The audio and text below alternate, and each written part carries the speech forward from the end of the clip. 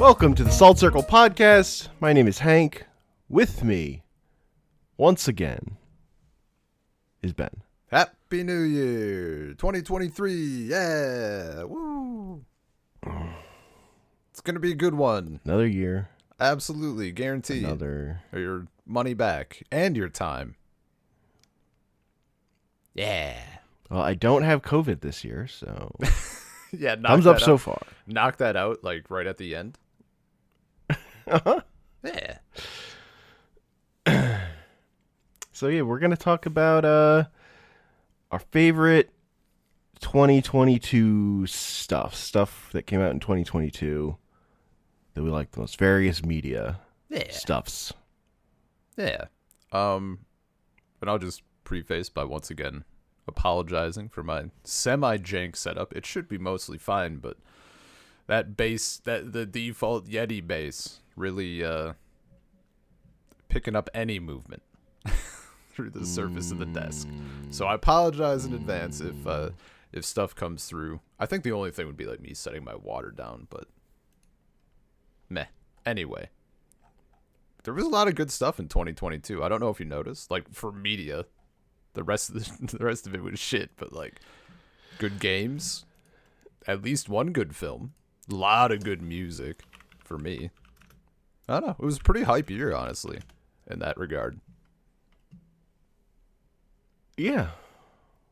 I had as far as if I combine anime and TV shows, that was like the big thing for me, because I don't know that I've had a year this big in that category, for a long time.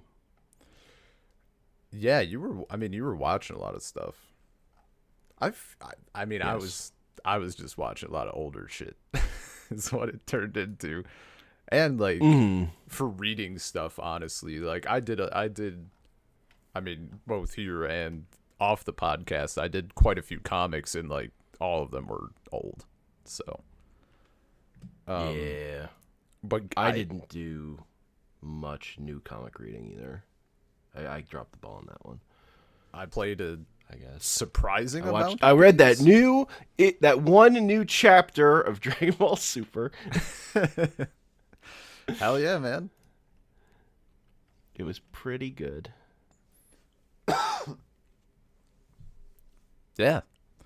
Yeah. What do you want to start with? I was just about to ask you, you son of a bitch, putting it on me. Gotcha. Got him. Look, I just, for some reason, my heart's telling me that like we should start with Elden Ring. I don't know why, but like maybe it's just because like that's the thing, right? Mm-hmm. A lot of talk about it. Yeah, this is my game of the year. That's not surprising at all. I mean, I don't know the last time I put 100 hours into a single player game. Yeah. And I played it as a single player game. I didn't play it like with anyone. I was grateful on like the Steam Choice Awards or whatever. They had it. I forget what the other options were, but I was like, out of these options, I'm giving Game of the Year to Elden Ring. And then later down, it was like best game I suck at, and I also chose Elden Ring. I'm like, that's the one.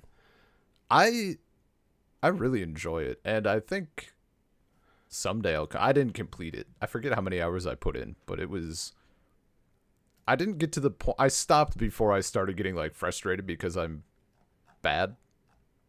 So Sure. But it was great. I guess like the lore / like world building stuff. It's just so fucking cool. And I love the lore. I played Dark Souls 2, and I like barely stuck a toe into Dark Souls 3.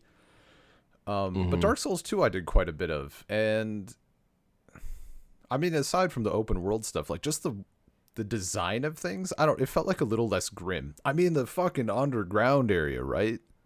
All the stars and shit, that was the best. You fought that deer thing. I was like, this is the game. This is it. I'm finally in on a FromSoft game. Fighting a ghost deer. That song when you fight is like fucking incredible.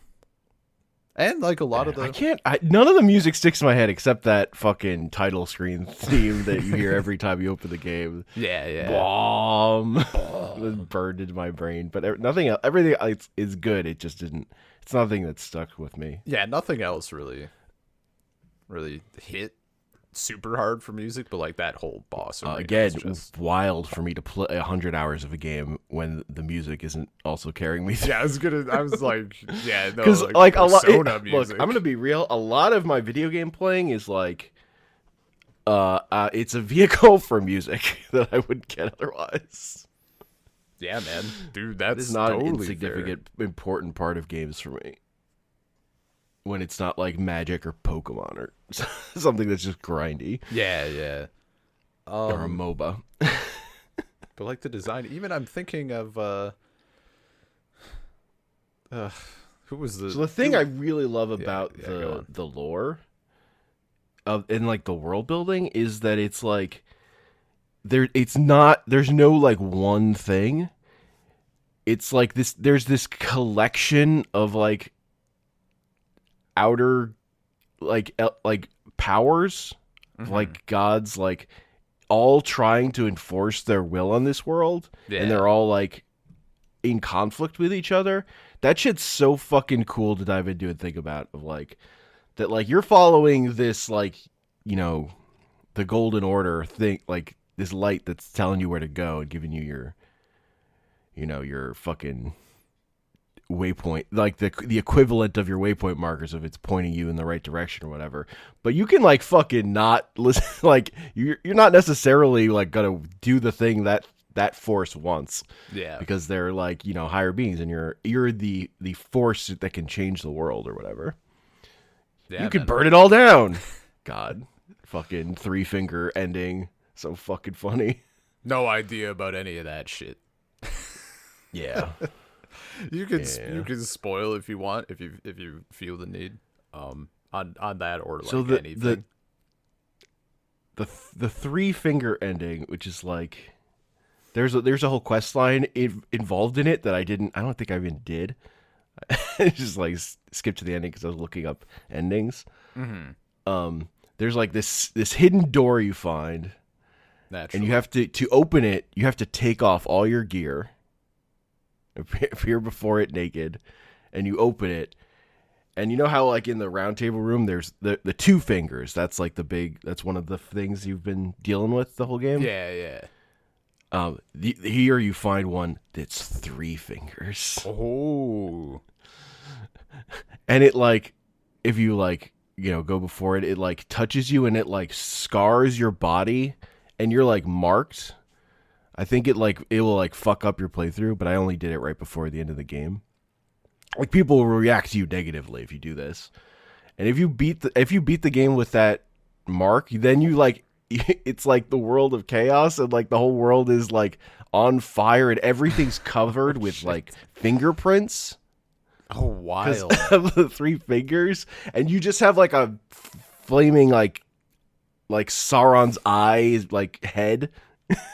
It's like That's fucking crazy. that's how the game just ends. I had not heard about that at all. Oh, that's cool. That's the funniest ending. That's fucking great, dude. Because a lot of them are like the same, but like the color is different, and you get some different words. Sure. Like Yeah, if you take the Golden Order ending, or you take the Dung Eater ending, which is like you just make everyone eat poop or whatever. Classic. Or the death ending. And then the other big ending is you marry your moon wife and you go away to the moon forever. Oh, the chick with the hat. Yeah. Oh, I simp hat girl. Yeah, absolutely. You're not alone. I mean, like, yeah, people know. They know what's up. Yeah. People got taste, culture. Yeah. No, she was great. Instant waifu. Yeah, her quest line's pretty good. But yeah, I mean, even just I remember. But yeah, like that's the thing. Like I played this game for like, I don't know. I played a lot of it, and then I was like, okay, I'm kind of done.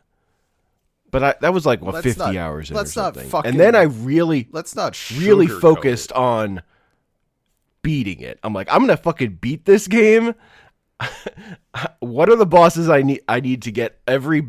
Let's beat every boss that has an achievement tied to it and fucking do this thing. My favorite part is of having done that is in the Steam year-end thing. They had like special write-ups for Elden Ring in particular because they do, lots of people would do that. Yeah. So for mine, it says the world is full of maidenless cowards. You are not one of them. To you, Elden Ring was not an exercise in frustration, but a challenge to rise up and meet. Hell yeah, that's cool.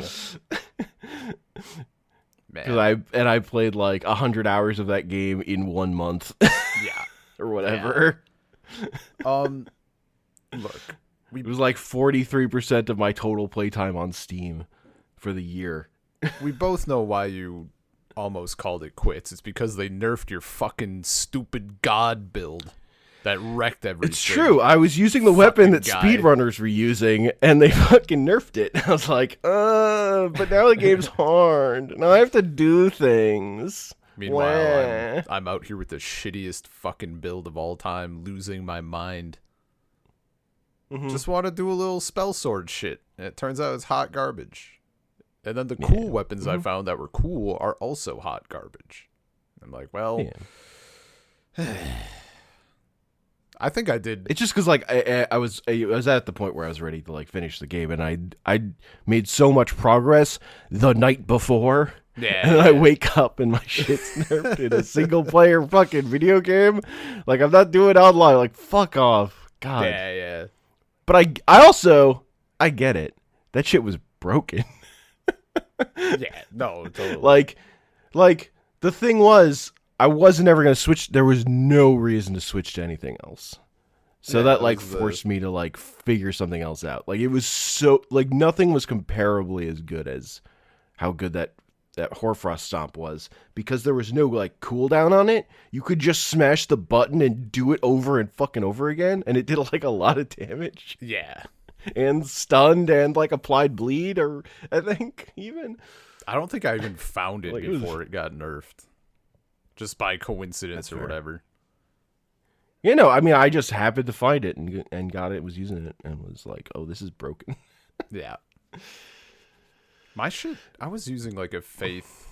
I was using a sword a sword, and then eventually like these two, like a little Assassin's Creed like light blade thing. It's the shit you find in the round table area. Yeah. And those were like cool. That shit looks cool. It was super cool, and I actually had it in a point where like dealing with enemies was pretty good, was fucking satisfying as hell. But then anything past a normal enemy, I'm doing absolute garbage damage. And it was like watching. I played with Ty a little bit, friend Ty, to just do some boss stuff and like see how it handled and all that shit. And like watching me like poke at stuff, and he had a mage build, which I recognize comes with its own set of issues, but like watching me like poke away and do literally fucking nothing, and then he does one attack and it chonks out part of the bar, demoralizing. Yeah. Like I'm doing nothing. My summons did a lot of damage though. Yeah. Yeah. Yeah, I like using the tanky summons mostly, because mostly I wanted them for holding aggro. Yep.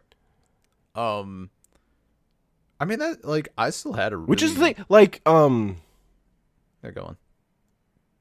Because people always talk about like fucking Mimic Tier, and I kind of only used Mimic Tier after it was nerfed, so I never saw like full power Mimic Tier. Yeah. But I've heard people talk about it even after that, and I just found it died really quickly. So it didn't actually. I don't know. It didn't do what I wanted it to do, but maybe that was because of how I was playing or something. I don't know. Yeah, I don't. Did I even? I think I also never got to mimic. Shockingly. Yeah, I used like this headless knight, because she would which like is really good at being tanky, but also that occasionally they'll just like disappear and like teleport. Yeah. Which loses their aggro, but it means that it's less likely to get like just fucking comboed out. Yeah. So it'll still just be around, and that's the thing I use the most. I mean, but then I use like Tish near the end because that one like will like knock down bosses. Yeah. Like fucking Melania, it'll that fucking summon will knock her on her ass. It's very funny. Hell yeah. No, this, even though I didn't like complete it, this definitely felt like, I mean, I pushed through more than I did on Dark Souls 2. And even for this, I got a little bit more of the like the bliss that comes after the frustration. Dark Souls 2, I don't think I got far enough to really get that. I had trouble with a boss, but like I just was sort of fading out of it anyway, and that's when I quit. But everything up until me quitting, I was just kind of doing, and it took some attempts, but nothing wild. Here I had plenty of moments where it was like, fucking finally, and you just feel all the dopamine coursing through your body. But even aside from that, like the exploration was so good. Finding like playing the horse you gave you a horse with a double jump. Like honestly, just having a jump is like that made me way more inclined to play this game over older. Like that is like legitimately a big deal to me in playing a video game. Just having a jump. I understand why they capped us a little, but finding out that you couldn't just fucking yeet yourself off of a cliff and save with the double jump was both hilarious and disappointing. Yeah. But like just you can't have too much fun. Just finding stuff like was so good, which kind of, for me, I know this is a FromSoft thing where they're like, there's quests you can do and like people that you shouldn't kill and like do this and do that. And it's like fucking absolutely impossible unless you look up on the wiki or data mine or talk to people or buy a strategy guide. Like you're never gonna find this shit out unless you're like spending 3,000 hours testing every rock in every combination of interaction. And that's frustrating as shit, because the rest of it felt super organic. I remember just like stumbling into a cave and Paul was like, yeah, this took me like, I forget what he said, like 15 or 20 or 30 or 40 hours or some dumb shit. And like before he found it, I'm like, that's so cool that you can just like stumble on shit. Oh, it was so fun.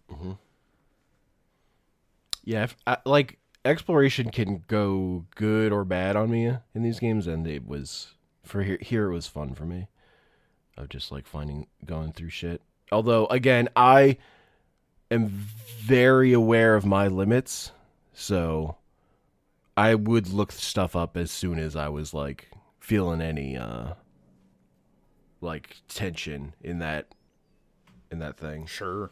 But because mostly I was like trying to just go on my own, but then occasionally, like if I needed, the big thing I was like just instantly looking up was getting ball bearings for what the fuck are ball to be bearings? able to those in the hold, those unlock more stuff for you to be able to buy, and the key one is they unlock your upgrade materials, or you can, so then you could just buy as many of like your upgrade materials as you need to upgrade your shit if you have enough souls or runes. Did I get this? I can't remember if that's a thing I got. You also get them if you kill an NPC, and then you get a ball bearing from them, so you can buy the shit that they sell. Oh, you know what? Okay. I mean, I definitely got a few, and then I fucking nuked some NPC. But I don't remember like ever becoming frustrated by no, because I wanted to be able to upgrade my shit with the amount of runes I had. Yeah. I didn't want to fuck around with not being able to like getting stonewalled on like not having a smithing stone of this particular level or whatever. Yeah. And being able to upgrade my summon as much as I could. Yeah. But again, that was endgame when I was looking that stuff up. I thought, okay, I misunderstood. I thought you were like Very rolling in and just immediately like. No. I didn't look up anything immediately. Okay. This is all. Yeah. This is all when I'm like, I'm going to fucking beat this video game. Yeah. I'm fucking done with this shit. Part of the. But not just like I'm gonna finish it. Like I'm gonna see everything that's worth. Like everything again, beating every boss that had an achievement tied to it was my main thing. Oh, what? You didn't just want to? You didn't want to beat like all I don't care about fighting every version of every Crucible Knight in the video game. That I don't care about. You don't want to fight 18 versions of a stone fucking cat. No, I'm good. I'm good on that. On fighting, like refighting the mini bosses that I've already fought, I'm okay. But I did want to see all the unique stuff. Even though that still means like fighting 2 versions of Mog or whatever. Ugh. Double bosses get fucked. Too much for me. I mean, probably not actually had I like played and progressed and whatever. Yeah. But and double like the thing with the Hoarfrost Stomp nerf was also I was right up at double Crucible Knight, which is just a fucking bitch. and like I just the crutch that I'd been leaning on suddenly broke out from under me. So yeah. I had to get good. Which honestly, having done it was like one of the most satisfying things in the game for me. Yeah. But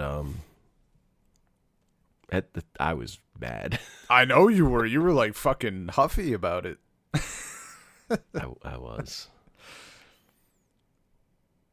I was just like, you're telling me I could have been like using a broken thing this entire time? Damn. It's true. But because I had to like leave that area, come back later, still was getting my ass kicked. So yeah. But I did it. I think that's. And then I felt good about it. Whereas suppose there's another dual fight that even after I did it, I didn't feel good about. The Godskin duo. I know nothing about that, but I heard a lot of people talking shit. A lot of people. So to me, that was the worst fight in the game, partly because that one is required for the story. Dual Crucible Knight is totally skippable. You don't have to do that. Okay. Because Godskin duo of the bosses you have to beat to progress the game. That one I liked. That one was the most annoying to me. And they nerfed it after I finished playing. They gave you there's an extra the like character summons where it's like there's like a gold summon thing. Oh yeah. They added one for that boss, which would help immensely of just having an extra character who's going to take aggro from the other thing you're fighting. Yeah. And I used those at every opportunity I had them. I didn't go out of my way to like make sure I had every one I could. But if I had them, I did them, just because I think they're cool. I started by not. I think I forget the dude. I can vaguely recall what the guy's name is. Who's like the first boss where you come up to him and you're massively underprepared and it's like the game telling you to fuck yourself. Margaret. I can't remember if it's Margaret or Margot. Yeah. Him. I wanted to do. Yeah. And I did that, and after there was like another one, and I was like just getting frustrated. Like fuck it. Started using summons and everything available to me, and then like it was much more enjoyable time. Yeah. Mhm. Yeah. Yeah. I just think that the game is built around that stuff, and those bosses. A lot of those bosses are very aggressive. Dude, they're so fucking aggressive, and there was so much. The only thing that really like pissed me off was like on a deep level was when there was clearly like they're gonna start shooting and then they pivot like on a dime to go at you, or they like turn in midair or some bullshit. That stuff was annoying as hell. Man. The other piece of advice is that I took probably way later than I should have. That I actually think helped a lot was just put more points in your fucking health. Make your health pool bigger. Like, it's not cool, but you fucking do it. Yeah. Well, that was my thing. I was like, how are people doing this? And everyone's like, you should have at least this much. And I'm like, oh, I don't even have close to that much. I think that's what Ty did too. Like where eventually he was like good enough to carry for a long time, just going full glass cannon. But then it got to the point where like shit ramped up, and it was just like a normal enemy is gonna decimate you. Yeah. So. That game is good. Like, I can see it's a fucking really good game. Someday I might go back. Yeah. 2023, I'm gonna try and give a good whole chance to Dark Souls Remastered. Nice. It's gonna happen. Because I really like this game. I also liked watching this game. My favorite playthrough I watched was Arranged Touch did like the charity stream of like beating it in one sitting. Oh, okay. And like doing every boss. So he was using like some speedrun tactics, but it wasn't like a speedrun. Yeah.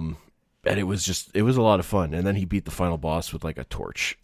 They hit a goal on the charity stuff where he had to use a torch on the final boss. Hell yeah. And he fucking did it. Oh, that's cool.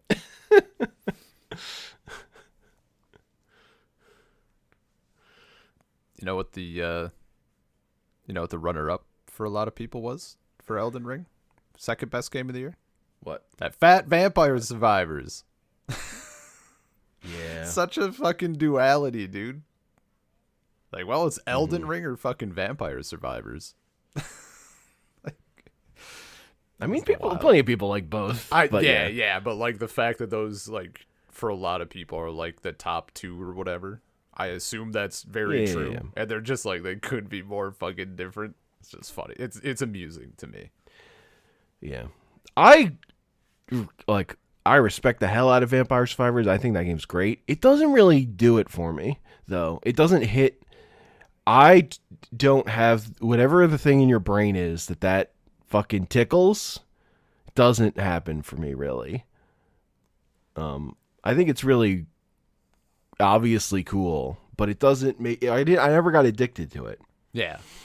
And my conclusion this year is I just don't fucking like mobile game design, and that's kind of like what that thing is doing. It's actually with all like the like popping off constantly.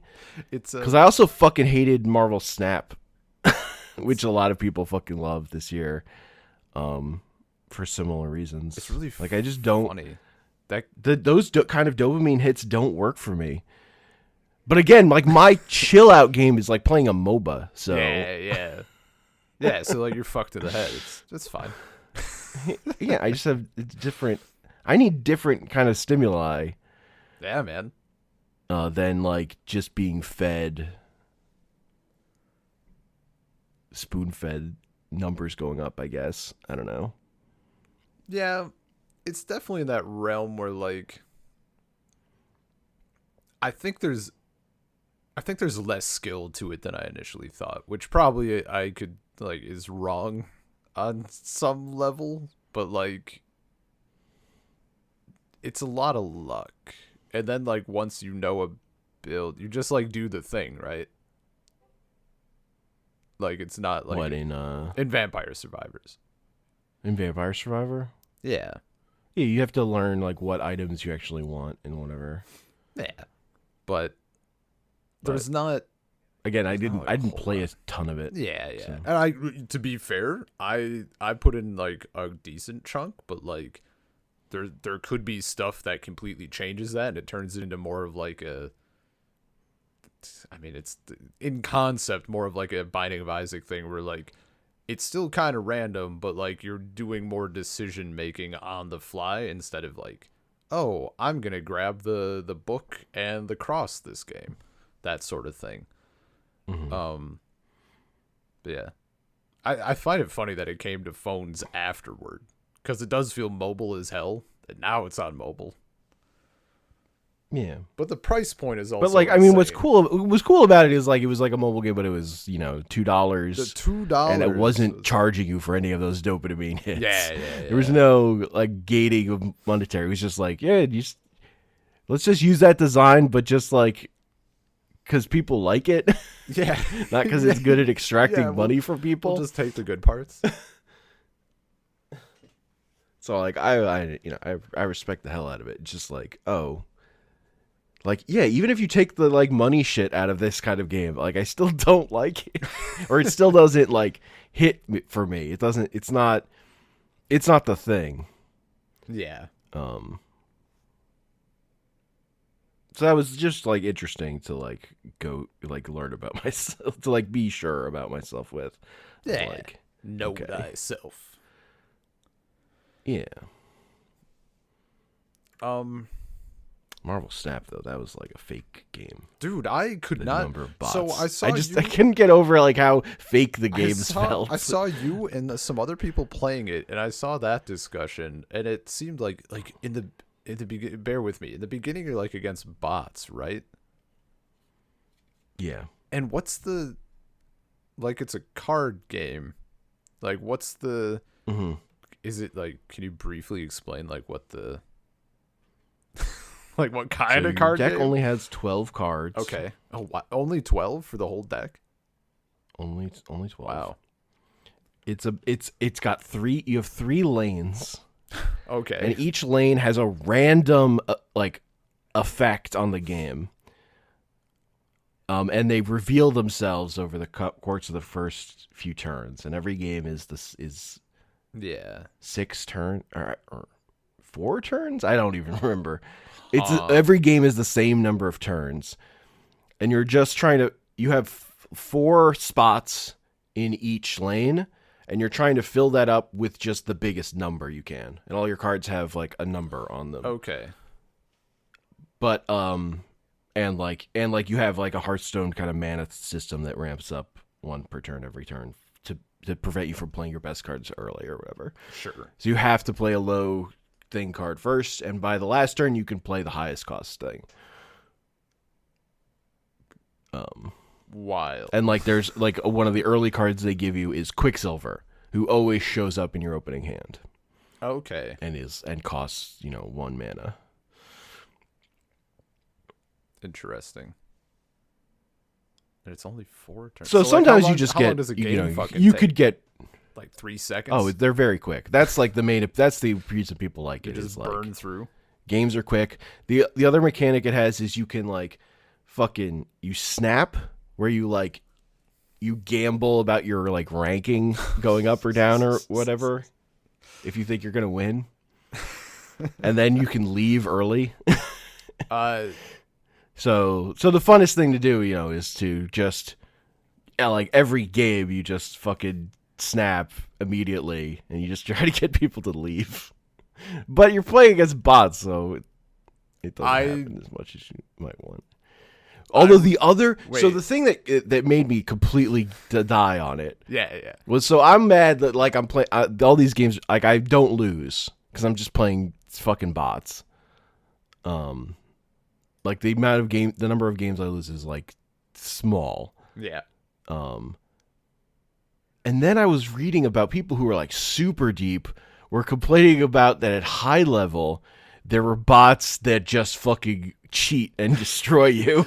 And I was like, I'm out. If that's the end game of this thing, like if you get super deep and you're just playing bots that are like literally cheating on you, like what am I doing with my life? Yeah, that's dumb as hell. Like I'm not having a lot of fun when I'm winning right now. I have a like I'm hung up on something. What happens if I start the game and immediately snap? So they get the option to leave. I think you early. can't snap for a couple turns in. But is there like I think like so, it's like halfway through you can do it so or whatever. so you can snap, and if the person leaves, you like win or whatever. You like rank up or something. Well, if they leave, they lose. If they leave early, you get less stuff.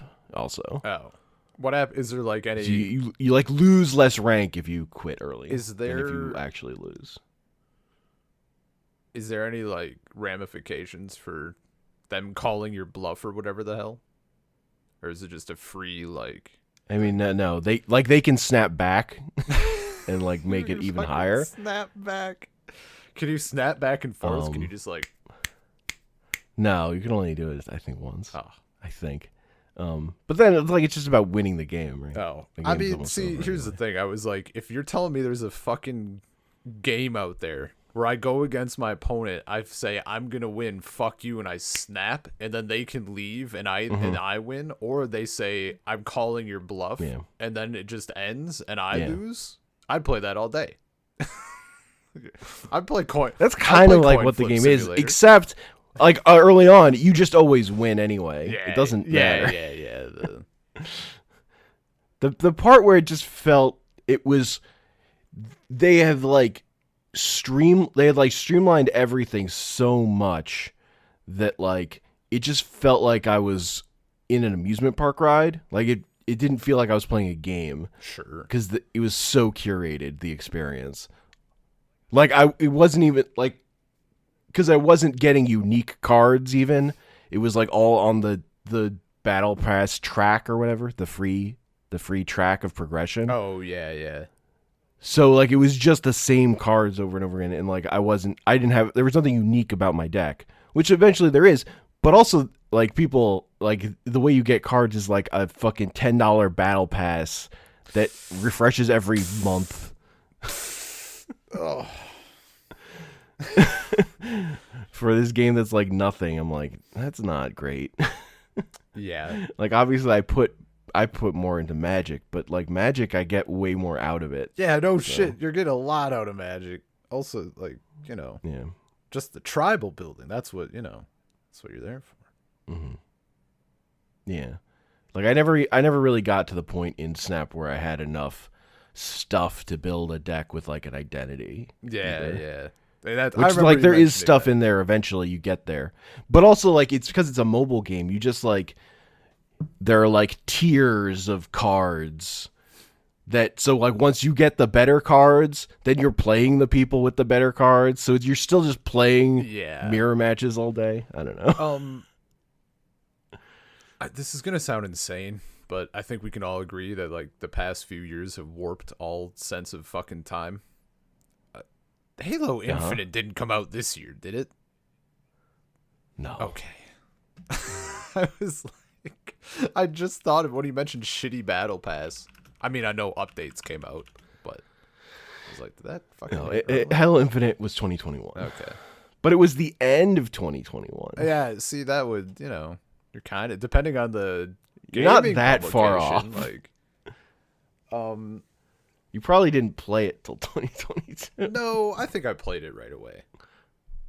I think I definitely played it right away because like Halo is like that's my childhood. Well, not childhood. That's my high school. I think we didn't play it together till 2022, maybe. That sounds right. And then it was all we played for a while because it was like the only thing. For a bit, yeah. Waiting for it to And my computer get. died. Waiting for it to get. Or your computer died. My computer died. I'm waiting for that. Both our computers then I need died. that Steam Deck compatibility, and then I'll play again. Maybe. I'll use tilt controls. Just use Xbox Cloud Gaming to play the console version. Nah, I'd not do that before doing it. You already play with controller. That's the only Because downside, controller is the really. fucking meta. The aim is okay. Let me rephrase with a caveat. The controller is the meta unless you're using a fucking striker, in which case you switch to mouse. But anything else, I mean, I guess there's an argument for like a sniper or something, but I never had issue with that. The aim assist is too fucking good. It's just Yeah, ridiculous. I mean, Halo's a Yeah, console yeah. game. I understand that. I just prefer playing first-person shooters with mouse and Yeah, keyboard. but I can't get shit for playing with a controller on Halo. I understand a little bit of this shit from playing with a controller on Siege. But, just let me be.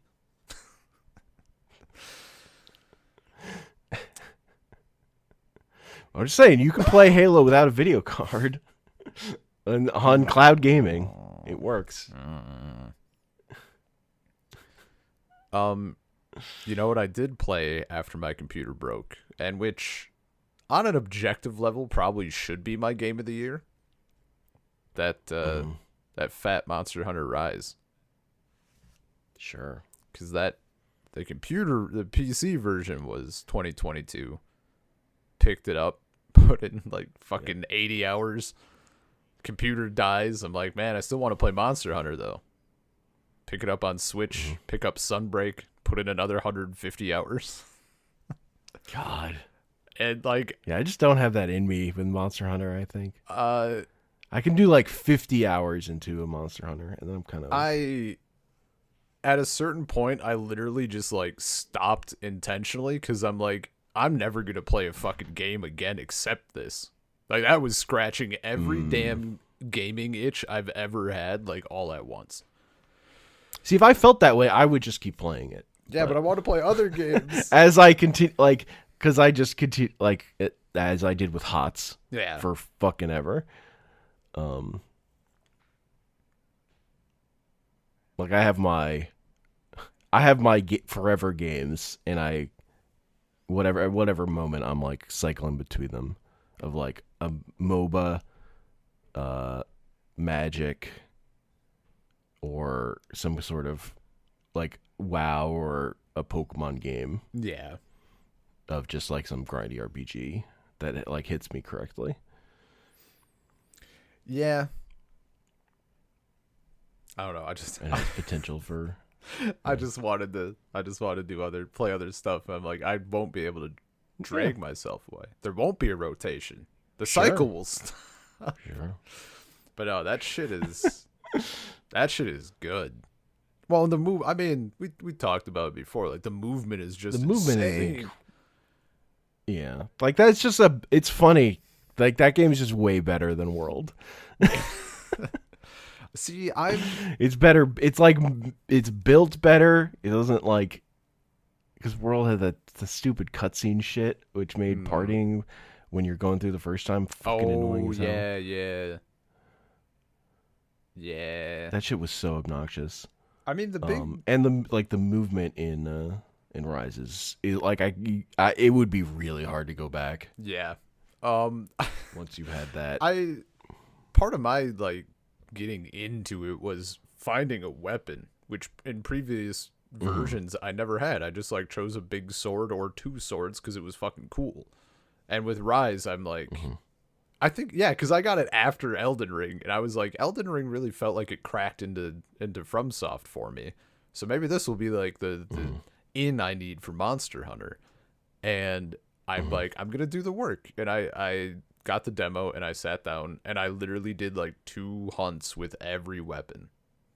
And I did gun lance, and I'm like, this is the fucking one.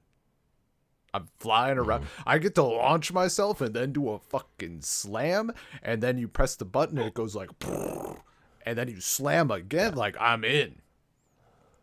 I'm just out here using hunting horn because I find it hilarious. Yeah, I mean, that's great though. You're giving me those fat doots. Yeah.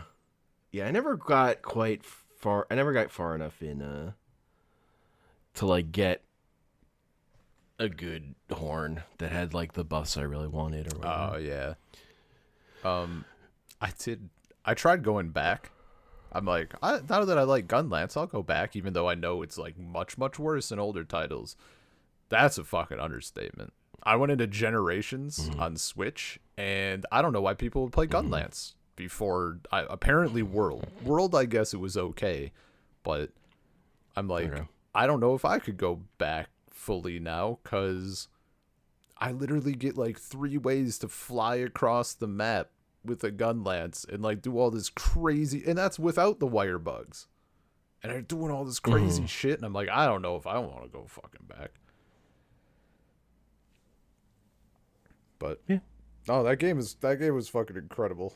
Such a good time. It's good. Part of me is tempted to grab Sunbreak again on Steam Deck and then wheel back into that. It's just so much nicer than Switch, but then it would almost, I would have to bank on it being solo, because that was the other thing. On Steam, if you're looking for a random like quest match, that you're gonna find fucking nothing.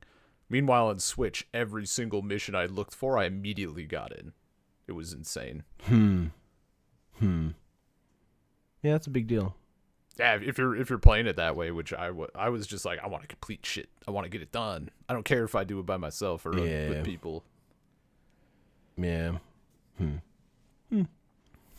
know the thing with World was where I could never go back to the PS4 version was the loading times on PC were so much better. Oh yeah, that was night and day. Like that was like, oh, I'd never again, never going back. And see, I think people would probably disagree. Switch was like longer, but I don't think it was like insane. I don't think it ever got to that point, for me anyway. Yeah, the loading times were really bad for World on PS4.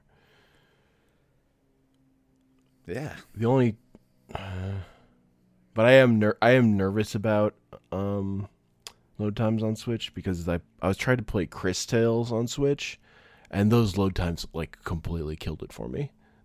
They were brutal. Yeah, that was one of the Is Persona 5 Royal, is that this year, or is it just the Switch and PC versions are this year? Switch and PC version. Okay, that's what I thought. I couldn't remember what version I had on PlayStation, but I got it late enough to get Royal on there then, I guess. Yeah, no, I kind of was thinking about doing Royal was 2019. Look, man, I'm on a delay, and there was COVID. There's a lot of shit happening. You could have told me 2015, I'd be like, I guess. Did that come out before the podcast started? Okay. Because original Persona 5 was 2016. Oh my god, I wasn't even that far fucking off. Well, that's scary. Wow. Well, I was considering it. I think it was 2017. I think it was 2017 in the US. I think 2016 is the Japanese date. I think. Yeah. Yeah, North America, 2017. That makes sense. That makes more sense. Because 2017 was a huge year for video games. 2017 was fucking stacked. Yeah. Yep. Wait, when did we do the 2017 Game of the Year? Was that in 2020? Was that a 3-year delay? Maybe. Maybe. Yeah. I could look it up, but it'll take me a minute. Anyway, the point I was originally going to make was that I was thinking about getting Persona 5 on Switch, but then I saw, like, at some point, at most points it's fine, and then at some points it just, like, the loading and stuff just bogs, apparently. I'm like, I'd rather not. Doing the first portion of that game again is going to take long enough. Yeah. Your game of the year 2017 was, we did that in 2020. Okay. Yeah. The 3-year delay. Oh, what a good bit. It was like the start of 2020. Yeah. So that's only like 2 years old. Yeah. I haven't put much time into it because it came out hella late, barely sneaking in 2022, but Dwarf Fortress is pretty good. That's a good one. I had one sitting with it. I haven't gone back. I mean, yeah, It's like also chonky. It's a chonky game. Yeah. I don't know that it hits the right brain space for me. I got to be in the mood But to read because I like reading through all this shit. So like if I'm not ready to read a book, I can't play this game. I mean, I guess I could build shit, but I want to see all the stuff. Because the game I keep going whenever I like try to play it, weirdly the game I keep thinking about is Timberborn. A lot of people compare it Which to is that. just a Yeah. It's just a management game about beavers. But the thing about that's amazing about Timberborn is it has real water physics in it. So it's like building your own like reservoir Yeah. is so satisfying. like and like the process of learning that you can do that when you play the game the first time of like, oh man, because like the first time you play, you hit your first drought, and you're like, Oh oh my God, no, dude. everything's ruined. I got fucked. All my beavers are dead now. What? Yeah. The best is when the water comes back, but you can't figure out how to like get. So many beavers have died. You can't figure out how to get them to work, get the water pumps so that they can get the water they need, and and then they die even though the drought's actually over. Yep. I know how to do that now, though. I think I know how to prioritize people to getting the thing that they want. I mean, my thing. But yeah. So that's what I just keep thinking of, because I built this, like, these reservoirs are so, like, they're really deep of, like, this construction project that I've like, changed the world. It was very satisfying. Yeah. And see, like... And that's kind of my go-to currently for, like, thinking about, which is what I'm thinking about, like, a, like, city builder type game that also has, like, some survival elements to it, to, like, those pressure points of, like, pushing you in a direction as opposed to, like, a City Skylines where you're just like there's nothing pushing on you to do anything other than that you've created a transportation nightmare, but there's no real like survival. There's no real like I mean, I think there's punishment for that other than you see this bus stop that's like a rectangle of humanity crammed together, and you're like, this is a nightmare. Why I think they why is this happening? I think they added like there's like disaster shit, or maybe that's a DLC. I think there's like tornadoes. There's a lot. There's a lot of DLC. Oh my god, there's so much. But I thought specifically they added like the fuck you DLC. But that's like a cool thing to have. That's not like a driving. Yeah. I'm not gonna like. I'm not 5. And I noticed a lot. I noticed a lot of people, because now there's a huge influx of people who have never played Dwarf Fortress and or never heard of it, and there's a bunch of people who are like, my dwarves are all happy. I have like 200 of them. We got plenty of food and drinks, and like nothing fucking happens ever. Someone's like, well, how far did you dig? And they're like, well, I just made my base in whatever layer. And they're like, yeah, you gotta like, you're supposed to do more. Like, you're not, like, if you have to dig too deep. You can just, not even too deep, but like at all. Like, you can find shit. But like, people are used to RimWorld, which you set up your shit, and then the game throws events at you because it's a game. In Dwarf Fortress, you gotta like, yeah, I'm gonna get a reservoir next to in the base so that we can draw water up, and then you fuck that project up, and now your base is all gone and flooded. Like that's the beauty of it. No, I mean there's stuff in the tutorial and the promotion for it of like knowing how to play Dwarf Fortress doesn't necessarily make Dwarf Fortress better. Yeah. Like part of the fun is fucking up and yeah, man, watching things go wrong. Yeah, totally. That's what I'm... But I had flies in my storage. I didn't know how to get rid of them. Oh, I've not had that problem. I keep having goblin thieves, and my solution is to just, even if a goblin comes to visit my tavern, I just murder them on sight. And recently caught a goblin thief and put them in a cage next to my pit that's like 5 levels deep, pushed them into the pit, and unfortunately they were being a little too happy because they kept remembering how they're free now, even though they're in the pit. So I shoved a dog down, not a dog, but like one of the monster dogs. I shoved them in the pit, and now they have dead corpse next to them that's making them suffer a little more. Fucking goblins stealing my shit. Wow. This is fucking goblin oppression. They're stealing all my shit. It's goblin thieves left and right. Well, maybe you shouldn't. You should put them to work. I invited them into my home.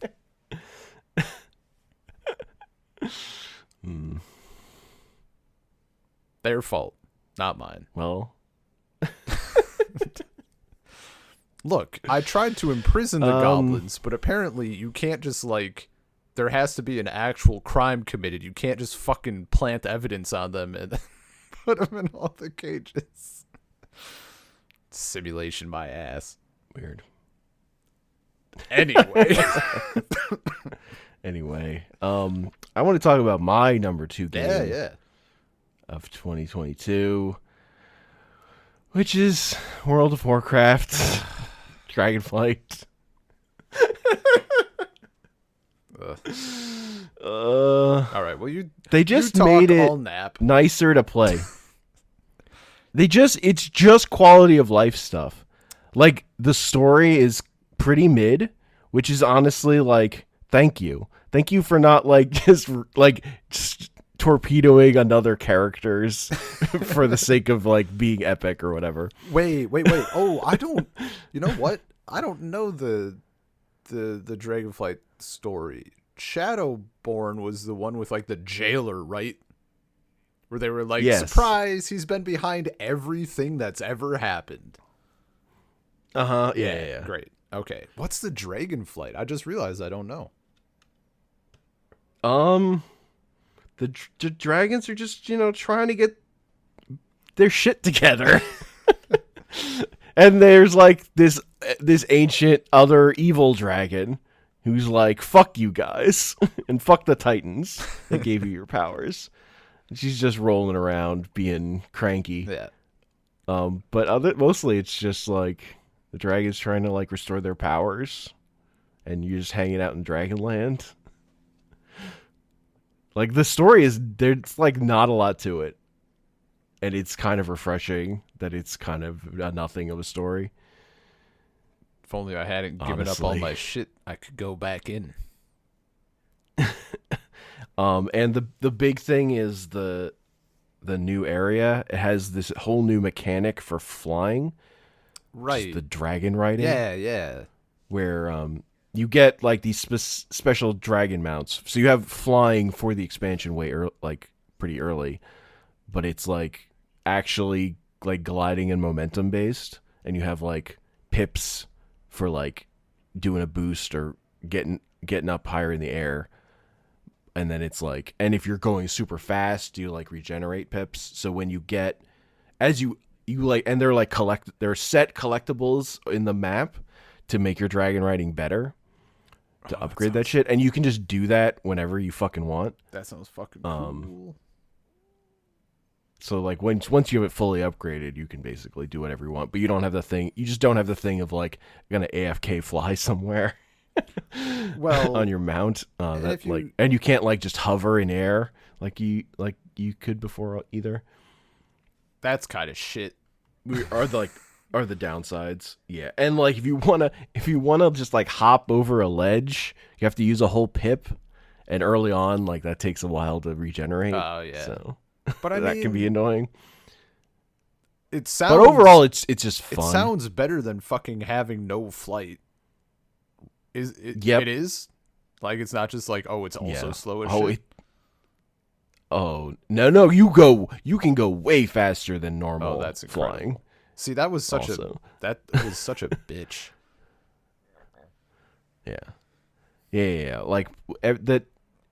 Yeah, so it's just like nicer to go through. The zones are way bigger than normal. Sure. Or they're only 4 new zones, but they're all really big because you're flying around all of them. Yeah.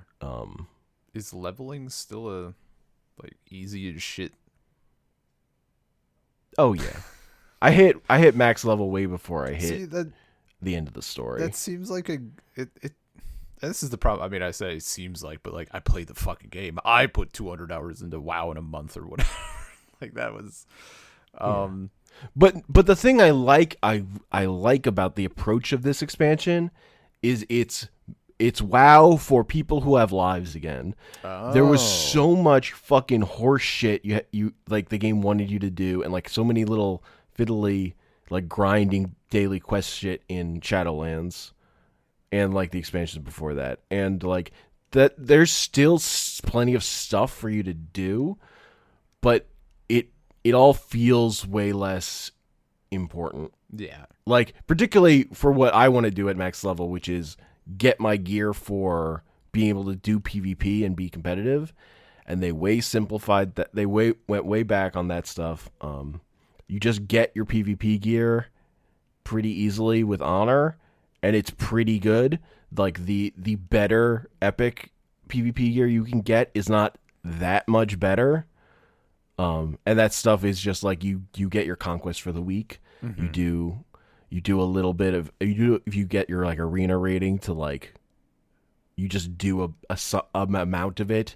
You can get an extra piece of gear from that for the week for getting like some number of honor in that or whatever. And there are like 3 tiers of that if you go fucking hard. Yeah. But so like it's to stay and the conquest stuff, it just stacks every week. It's not like you can get this much a week and then but you have to play this week. Like the next week, it just your cap increases a little bit. Okay. It's so friendly Yeah. to like being a person who just wants to play the game occasionally. Whereas I've felt this way about WoW, feeling that way since like Warlords of Draenor, where just the game was like friendly to a person who has a life who's not playing WoW all the fucking time. Yeah. Who just wants to play a WoW like once a week, if that. So it's just allowed the game to exist in my life again. It feels like Yeah. rather without me burning out.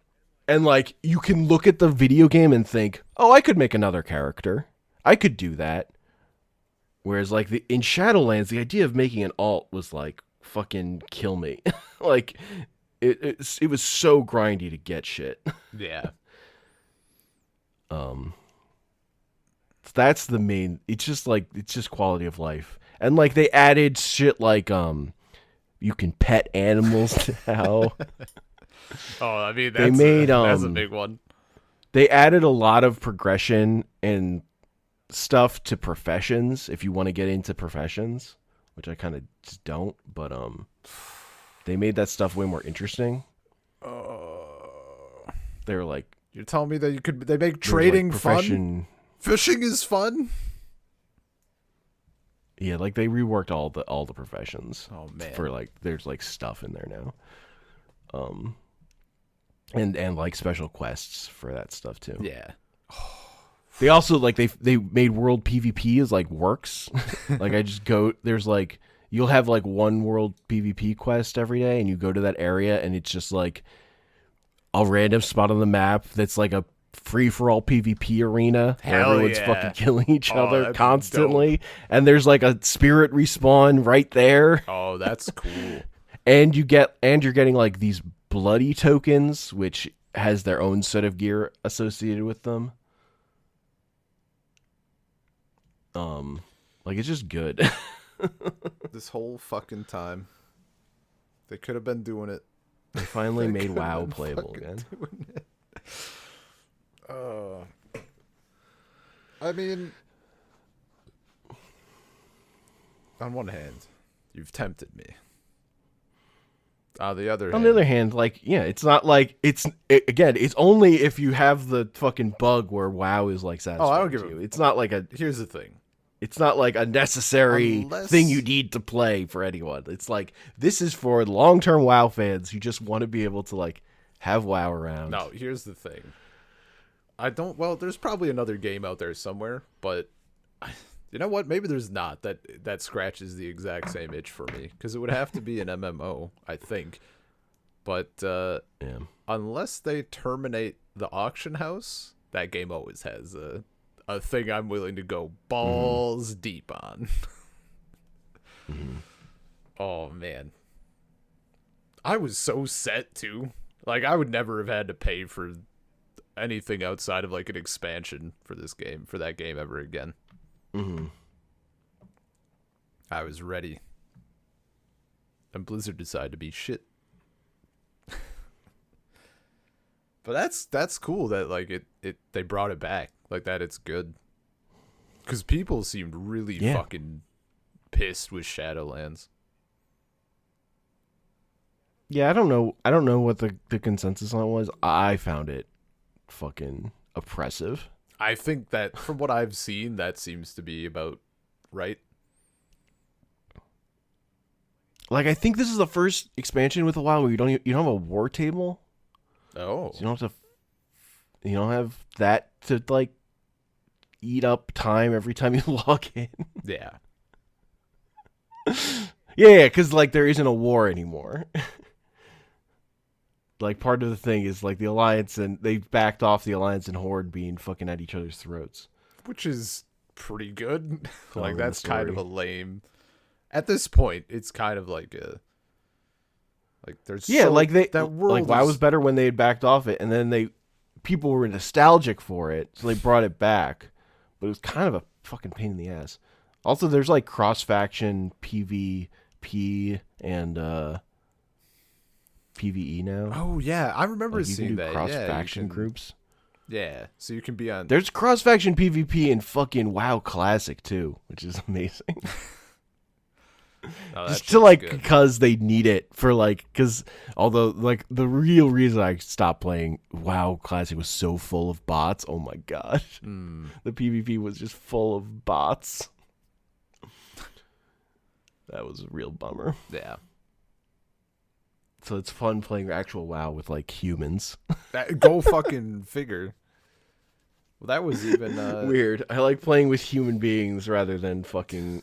That's idiot AI bots. Dude, that's kind of what killed Splitgate for me. Is that they fill their lobbies with bots if there's not enough people. And at a certain point I was like, why are these people so fucking stupid? Like I was getting so psyched at first because I'm like, these idiots just keep walking into the room and dying. And after like the 8th time I'm like, I wonder if maybe I'm the idiot here. Like yeah. Mm-hmm. Yeah. No, that shit's the Marvel Snap problem. yeah. Like, yeah. I haven't gone too deep. Well, I mean, I now I'm probably gonna buy WoW because this has also been a big fishing year for me. A lot of fishing games. Sure. One of the fucking factions is completely fishing themed. Of the 4 factions that you grind rep with, one of them is fishing. Somebody fucking did a Blizzard hot scars. Did a Blizzard rep like contact you? Like, what are you doing here? You trying to get me fucking back in? Like, we got dragons, we got quality of life shit. You get flying right away. The PvP is fun. There's dragons. There's fishing. There's dragons and fishing. There's fishing and dragons. You can be a dragon now. You're saying the things that, well, okay, I don't want to really be a dragon. I'm not into that shit. That's kind of weird. Is there a plant race? It's weird because they only have one class. They also only have the new. They can only be the new class, and then the only race that can be the new class. Right. I did see people complaining about that. Honestly, that feels like a thing that'll change eventually, but I'd kind of hope so. The thing I don't like is by the rules of WoW logic, a dragon person should be able to be any race as their like humanoid form. Right. But you can only be a male. If you're male, you can only be like an elf, and if you're female, you can only be human. That just seems like they need to like fix that. Yeah. Just give me more options. Yeah. Why can't I be a dragon tauren? That literally in the story, on the Horde side, you're like, taken into the horde by a Tauren dragon. Yeah. But they're like the Pandarian in that you can be either faction on them too. Oh, okay. Yeah. Hard side note. I did the dragon's starting area. Oh, like for the character. For just to see race. that story stuff. Yeah. And try out the new class. I heard people get home, by the way, so there may be a loud knock at the door. I can neither confirm or deny that will happen, but like everybody prepare yourself. This is also like going way longer than I thought because there's a lot to talk about games, as it turns out. Apparently. We'd spent half an hour on Elden Ring, which was a surprise to me, but a welcome one. No, I'm not complaining. Just, I wasn't thinking about that when I was thinking about this episode, honestly. I like that game. I don't even know. Yeah, I don't even know why my brain went there, but I guess just because it's the one. My brain also didn't go at all to World of Warcraft. Just also like if my document for Game of the Year, I have a top 10 that I had to do for the TDP poll, but my actual top 10, it just says Elden Ring at number 1, and then has a list of games I played next to it. Oh my god.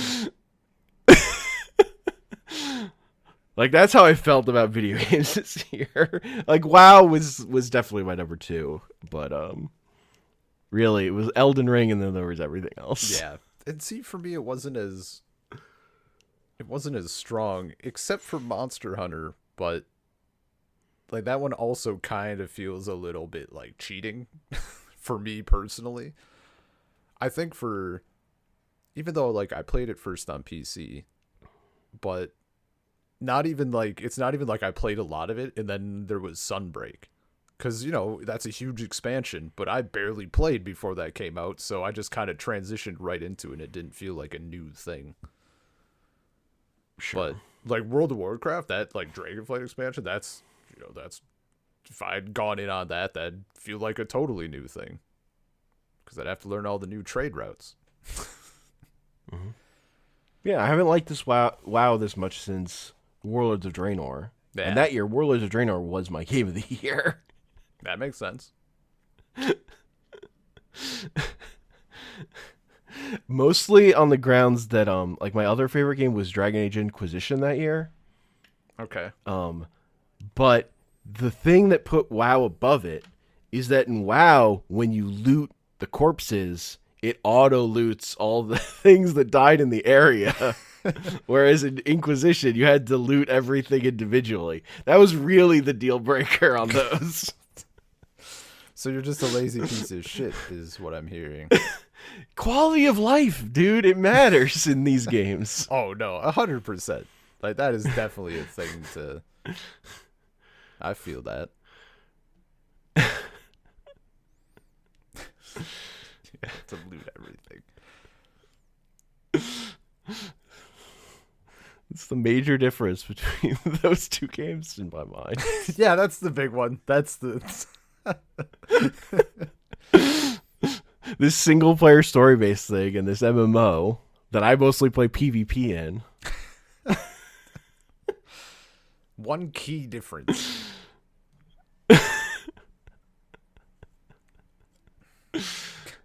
That's the thing that flips it. Gaming journalists hate him for his ratings. It's like I really, really wanted to say Scarlet is better than Arceus because it has auto battling. Oh, okay. But Scarlet's so fucked. Oh wait, fucking Pokemon came out this year. For a second, my head, I heard like that's why Scarlet is better than Violet. It has auto battling. I'm like, they didn't fucking put auto battling in one of the games. What mechanic do they get? Both have Scarlet and Violet have yeah auto battling. I did start up Arceus, but what they don't have that Arceus had is, if your Pokemon hits the requirements for evolution, you can evolve it in Arceus from in your box. Oh. Out of battle. In Scarlet, if your Pokemon hits the level to evolve, but it did it through auto battling, Yeah. it just won't evolve. You have to like level it up with like rare candies or experience candies or just through regular battling. Yeah. For some fucking reason. Like I don't know why that happened. I mean, that's a lot How of... did you fail to put in that? That seems like a lot of that game. I don't know why Yeah, that fucking that's happened. definitely the most important problem with Scarlet.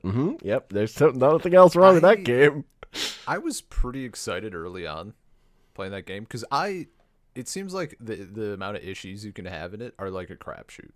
Like I've not had many issues. I haven't had game breaking things. I haven't like fallen out of the world or seen weird. Even like the thing with you and your was that the Gengar that was like going down the cliff or whatever the fuck. Like it was getting farther. Yeah, that bug is hilarious. I love that. Well, yeah, bug. but I'm saying I haven't even encountered stuff like that. I haven't even gotten the funny shit. But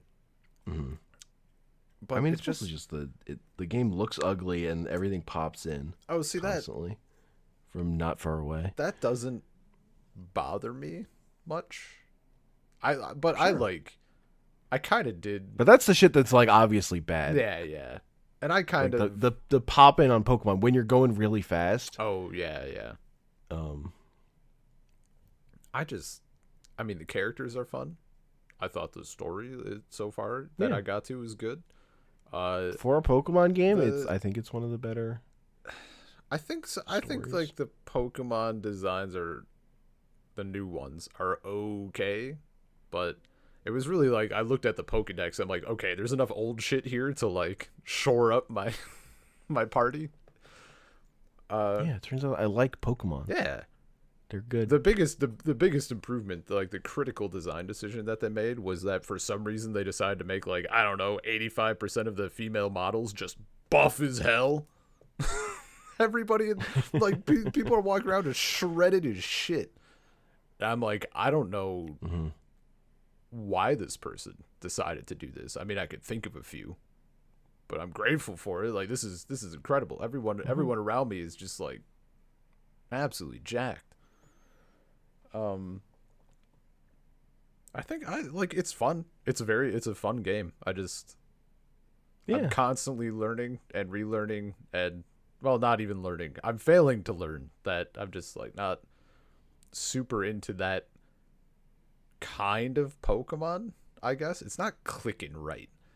And even I had gotten Arceus this year as well, and I kind of did a thing like before I left and got on the plane to America. I was like doing just all like the tutorial shit for like Pokemon games that I had gotten. Because I also grabbed that there was a pretty good deal when I was still in Russia. There was a pretty nice deal on Diamond and Sword, the Diamond or Brilliant Diamond. So I picked those. Diamond and Brilliant Diamond, Shining Pearl. Sure, yeah, Shining Diamond. You got Sword. Oh, yeah. And Okay. I thought you were correcting me. I'm like, that's what you meant. I got it. Yeah, no, they had like whatever. It was like 40. They were offering like $45 for both of them. I'm like, why wouldn't I? So I like went through all of those games and did like the intro bullshit, so I could see which one. And like maybe just by virtue of being the most unique, like Arceus felt so much cooler. Like Arceus is like a whole different kind of game loop. Yeah, but like my expectations for that were rock bottom, which has kind of benefited me. I remember telling you, I think when I started up Sword, and I was like, you know what, this doesn't look that bad. I spent a long time shitting on it. And I turn it on, I'm like, it looks all right. Not too bad. It's the wild areas that look like crap. Sure. Look, you can't have everything. They have like the frame rate problems and stuff. Yeah. The normal areas look fine, particularly compared to Scarlet. Yeah. And like I don't. But yeah, no. I like Arceus came out at the beginning of the year. I was like, okay, this is easily my number 2 game of the year right now. I just wish it didn't look like kind of like shit, which is mostly just I think the aliasing is bad. Sure. On stuff. I mean, that game looks way better than Scarlet looks. Yeah. It has like lighting and stuff. Yeah. Well, just like just being shoved in like a different, even a slightly different setting and like a different, because they've gotten a little bit better about everybody talking about Pokemon all the time, but now instead they talk about training and battling Pokemon instead of the Pokemon themselves, right? At least in Arceus, when they're talking about Pokemon, they have like the spin of like, we know fuck all, those things are dangerous. That one shot a beam through a mountain. Like, it's at least different. And it just, that's, immediately grabs you for that portion. You can set up a couple of your Pokemon to farm on the farm, and they just hang out there. Yeah. I wish that were like a more built out mechanic. Oh, it's pretty shallow. You just reminded me one of the other things, because I knew there was something about Pokemon designs. Why I was thinking the new ones in Scarlet and Violet weren't that bad. In Scarlet and Violet, I remember now. In Scarlet and Violet, I think they're shit. I actually think they're like a dog shit mainline Pokemon design for like 99% of them. They're all just horse shit. But in a mystery dungeon game, they'll be fucking cool. I'll be stoked to play them in a mystery dungeon game, because there they get to be actual characters and they get to talk and like have feelings and shit. It's weird looking at what's the blue duck thing that keeps shaking its ass and doing a little dance. That thing's weird. That shouldn't be in a Pokeball, and it's like, I only remember the first form, which is Quaxley. I don't remember the final evolution. Okay, well, it's cursed. It's just straight. It's one of the starters. That shouldn't be a water starter. Yeah, they made them like, they keep making the starters like characters, and it's kind of weird because they're still like just animals that you don't, like they're more like pets. But in a mystery dungeon game, they're actually characters, and that I'm totally fine with them in that regard. It's getting weirder that we're like, this thing is like a humanoid, and it's this is weird. I don't know. Mr. Mime is from Gen 1. That doesn't make it less weird. Just means he was an early weirdo.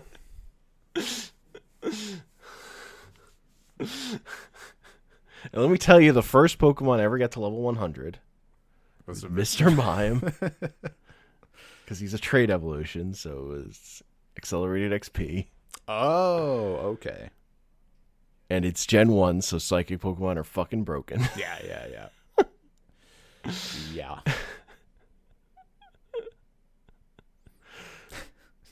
God.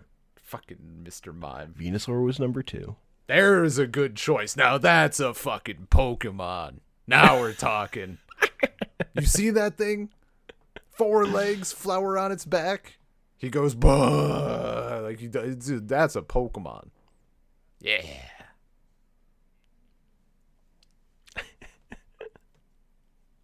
And then there's Jinx. Oof. That's a mistake. That's like a mistake. We're going to say never put this Pokemon in a game again. A mistake on like 18 different levels. Just rough in every sense of the word. There's that Christmas. There's like some Christmas Pokemon special where all Sandra's helpers are all Jinx, which is like extremely. I think for various reasons. Yeah. That's fucking. You know what? I think I saw that at some point. I was little. Like, that does. I remember that vaguely. Oof. Japan.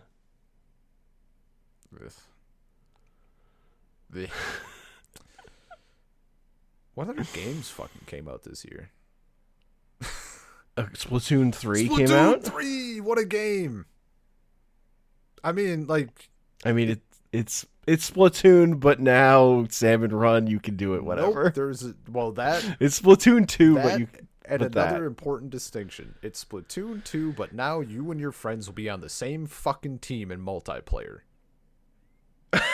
Sure. That was the biggest piss off. I didn't play Splatoon 2 with anyone else, really. Me and Ty were trying to play, and that's what kicked us both off of it. Is it how the fuck should I anticipate that a game won't Yeah, let me play with my friend. That's terrible. He was and That's a then it just terrible feels bad experience. like when like my team is killing his, and it's like he should have been there with me. Like it's just bad. Splatoon 3 is fucking cool as hell. I like the turf card battling too. Oh, I think they mostly use better music in 2. I would agree. I like the tunes a little better in 2. Yeah. Playing multiplayer, not the salmon run, but like just the PvP, could be a little dicey though if you have friends, especially when those friends don't use tilt controls, because it's a little rough. And then Like, why are you shouting me out? Oh, it's not just you. I'll The funny thing is, others. it's just that I've used tilt controls before. I was just too lazy this time. Well, I didn't care enough. I assume like I used them for Splatoon 1 and Splatoon 2. You fucking cared. You cared about destroying my win streak. Just really tanking. No, I honestly like I pure joking. That's like the only game like kind of that gets like competitive and people get sweaty where I actually don't give a shit because the matches are too short for me to get invested. By the time I'm even remotely close to getting huffed about losing, I've already lost and it's over and I'm on to the next one. And that's fine. So that's nice. But no, that game is great. Splatoon 2 is the Splatoon game I went in the hardest on. That was mostly because when I got my Switch, the games I got were Splatoon 2 and Mario Kart 8 Deluxe. And I had done everything in regular Mario Kart 8, so that game was just less appealing to spend more time in. Yeah. So when I got my Switch, Splatoon 2 was kind of the thing that I went hard on first. So that's just timing. What the fuck did I get when I as much as anything? Was Breath of the Wild a release title? No. No? Yes. I think that was what I got. Yeah, but I had played Breath of the Wild on Wii U and didn't buy a right, yeah, it Switch was at on that point. both. Okay. And I didn't love Breath of the Wild, so I wasn't gonna fucking buy it again. Yeah. Right. Okay. Yeah. Yeah, I only own Breath of the Wild on Wii U. Splatoon 3 is that's a banging game. Table Turf, also great. Though I was trying to grind to get all the rewards from it. And it's like you get most of you get like some of the rewards like really early, and then you have to grind an incredible amount to get the last like couple. It's kind of weird how unevenly spaced they are. I've played zero Table Turf. I kind of resent it for not being actually in the menus. Yeah. That's a rough That's thing. like the menu design in Splatoon is like the thing I kind of hate the most. That's very fair. Like it's kind of a nightmare to traverse. There's the relationship between the menu design and those things existing in a real space that you can just walk to. I don't like how that all works. Yeah. But if you keep walking to the Table Turf thing and just keep playing Table Turf, you can get the Yugi pose with cards. That's what it's about. Mm-hmm. My strategy was to just never leave that area until I got the rewards, and then I wouldn't ever have to go back. Mm-hmm. Mm-hmm. That makes sense. Other video games. The Quarry was like my favorite story. Did not play. Single player or thing. It's like the follow up to Until Dawn. Did not play. I don't even know They're these just games. They're adventure adventure games. Wait, was excuse me. Was the Quarry one, did Paul play on stream? I'm pretty Did people sure. jump in a lake? Is it like people like just like Yes. I saw that part. I saw people jumping in a lake. Yeah. So the thing that's great about the Quarry and Until Dawn are there's also that studio also makes the Dark Pictures anthology games, which I haven't really played, but they just seem not as fully formed because they're small, they're cheaper, smaller games. Um, these are like horror movie B movies where you get to can play as the characters, but that really helps on a like adventure game kind of thing because if you fuck up and a character dies, it's just funny and like you're just like, yeah, that makes sense. Oh, that's Like the pretty good. characters aren't good, Yeah, yeah. but they're just tropey. So it really works in this like dumb B movie like the first game is all about what are they fucking called? The second game's all about werewolves, and the first one's about Think like of the word for werewolf. Sasquatches or whatever.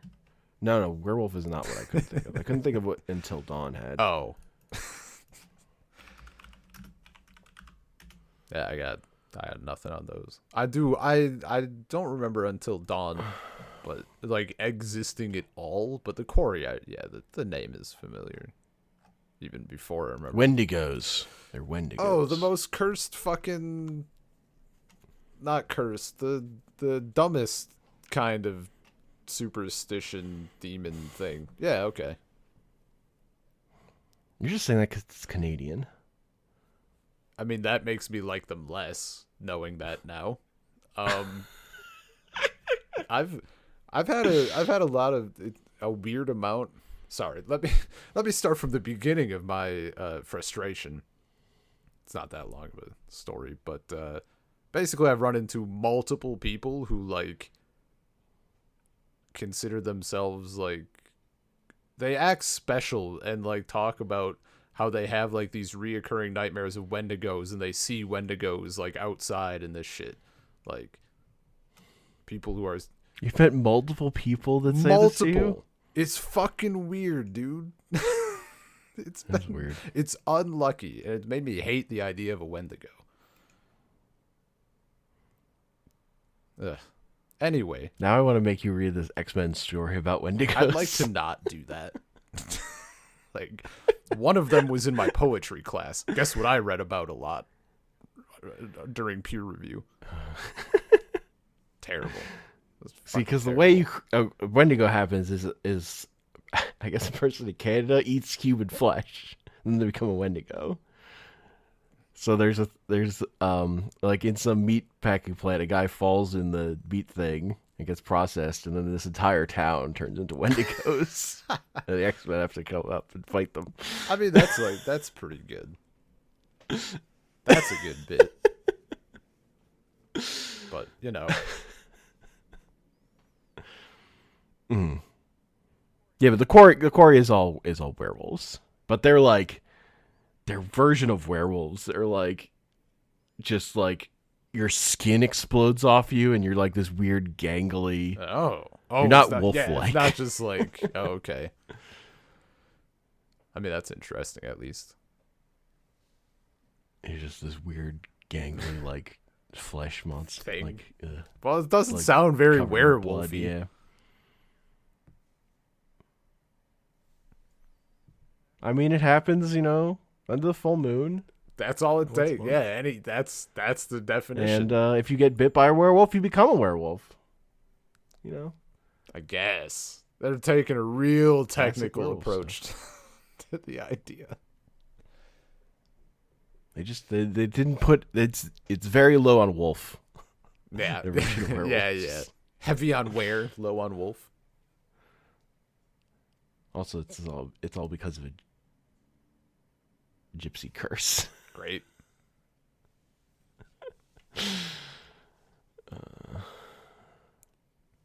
Man, It's a good time. yeah. But it's a good time because it's like calibrated correctly as like a horror B movie. Yeah. Where like you're not like that invested. It's just entertaining. Yeah, from the bits I saw, that's kind of the vibe I got. Like dunking on characters because it's fun to dunk on them, not because it's actually super frustrating Yeah. or something. Mm-hmm. Yeah, I'm all about that. Shitty teens, and then Yeah. you can save them or watch them die. It didn't have the. I didn't get to shoot one of the teens in the face like you do get to do it Until Dawn. Aww. Womp womp. So Hate it when you don't get to shoot a teen in the face. Such a disappointment.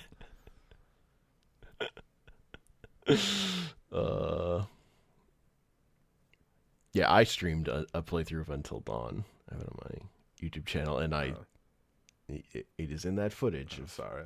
me shooting that teen in the face, and then the character's going, "Oh no, she wasn't going to become a werewolf at all." Or she wasn't going to become a Wendigo at all. Wendigos do not. If you get bit by a Wendigo, you do not become a Wendigo. Great. I think I also then got everyone killed at the very end. I fucked up. The best ending? Because like it's like everyone's trapped in this house, so you're gonna blow it up to kill the Wendigos, and you're supposed to like wait until everyone gets out before you flip the switch, and I just immediately flipped it. First opportunity. Jesus. Which I'd also done the first. That wasn't my first time playing the game. It was just I'd forgotten how it worked, and that's what I did the first time I played it. It was just instinct. Just flip that switch, hit the baby. switch. Let's get this over with. Little switch bitch. Just flipping shit. Man. But that was like, as far as narrative stuff, that was probably my favorite. Okay. Just like a narrative adventure game thing I played this year. What else have I played? I know there's been shit. I'm pretty sure there's been shit. There's something I'm missing, and I can't think of what it is. Okay. Well, you think I'm gonna just go down some more games. Duelist 2. I remember you mentioned I think that. is like now just a thing people can play at the very end of the year. But I mostly was playing it in various betas they were running. It's just so the Duelist like basically the original failed because they are. I think it's Bandai Namco who bought it. It was originally a Kickstarter thing. Okay. But like the monetization got fucking rotten. Yeah. And everyone abandoned it. But people really and it shuttered. But there were people who really liked it. So one of those groups like got the rights to the original game and the source code and just like remade the game. It's like the same game, but it's new again. And people, from what I've seen, people are they were saying the right things about monetization, but people are on Steam where I was seeing a lot of complaints about it, about the monetization of the main game. But the thing that makes me ignore that is they also just have a mode in that game that's Duelist 2, like it's like the most pop. Okay, so the other thing that killed Duelist 2 or Duelist 1 was they made a major mechanical change to the game that I really didn't like, where they changed it from you drawing 2 cards a turn to 1 card a turn. Oh. Because the game worked where like tempo was just really good and really fun. And then they just made it more like Hearthstone. Oh, yeah. And I just found that incredibly boring. It's kind of lame. So Duelist 2, the thing that appealed to me about it is they're bringing the game back, and they're bringing back these are people who love the drawing 2 cards version. Yeah. Who are like, that was the truth. And there's a mode in Duelist 2 where you can just play basically the last patch of the 2 card a turn version, and you just have access to all the cards that existed then. That's solid. And then all their monetization and all like the getting packs and getting new cards is for this stuff they're making new now. Yeah. But that legacy version is just in the game and playable for anyone if you just want to get serious about that and play that game. That's really fucking cool that they made that an option. That's great. Yeah. Yeah, I wish the new stuff were a little better, because they had said they were going to try and focus more on cosmetic monetization instead. But I don't know. The important thing is this: you can play Duelist again. We're talking about like, it, and that was a game that vanished from, basically, to me, when they made that change, and then it shuttered. Yeah. And now it's just a thing that can be played again. Yeah. And it's like a tactical card game where like it's a board, and you place your monsters on the board, and it's like but you're playing a tactics game with your stuff. Oh, I fucking noticed. I check. Yeah. I'm like, oh man, Hank's really hyping this up, and I checked it out, and I'm like, that's tactics. I'm not good at tactics. Mm-hmm. But no, that's cool that it like I mean, but that's the thing that set it apart from Hearthstone. But like the 2-card thing was like really important to the flow of that game. Try Duelist. Have I played Duelist once? I don't know. There was some fucking. I played a lot of it. There was some fucking tacticsy thing that we tried playing. A PvP. Maybe it was Duelist. I don't know what else it would have been, because I remember placing shit. There was like cards, and I was like just confused as hell. It was like baby's first game of Magic, right? Where you just lose, and you're like, I don't even know what happened. It's like just broken. I don't know. I suppose I could give it a shot. Mm-hmm. And it makes you do like tutorial practice matches with every faction. Before it gives you access to more of them. Like you basically have to play against the AI against each faction to unlock them at the beginning. Gotcha. But that's not like that hard. Yeah. And that's just like familiarizing yourself with what every faction's about. Yeah. I don't know. It was just cool to see a thing that disappeared because of fucking publisher shit, and just fans like fought and got the rights to it. That's like it's literally the graphics of the original game. It's so funny, but it's like just completely different people. That's so fucking cool. Like, and even without like if I was never gonna play it ever confirmed, that's still fucking cool. Like that's great that's a thing. Yeah. Mm-hmm.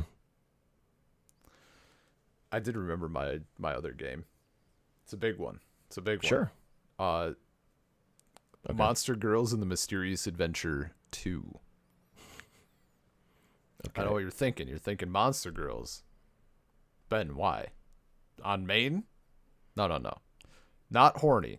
They stick to being cute. Like, it's still like anime, like they're fucking monster girls, but like they don't get fucking super. It's a form of they horny. Don't get. As someone who would be there's a plant girl, and it's not a turn on. It's just a plant girl.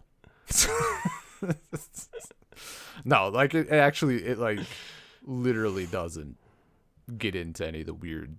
It's not fucking orc massage or something. Like it keeps it clean. It's not sex with Hitler too. I fucking saw that. What a world we live in.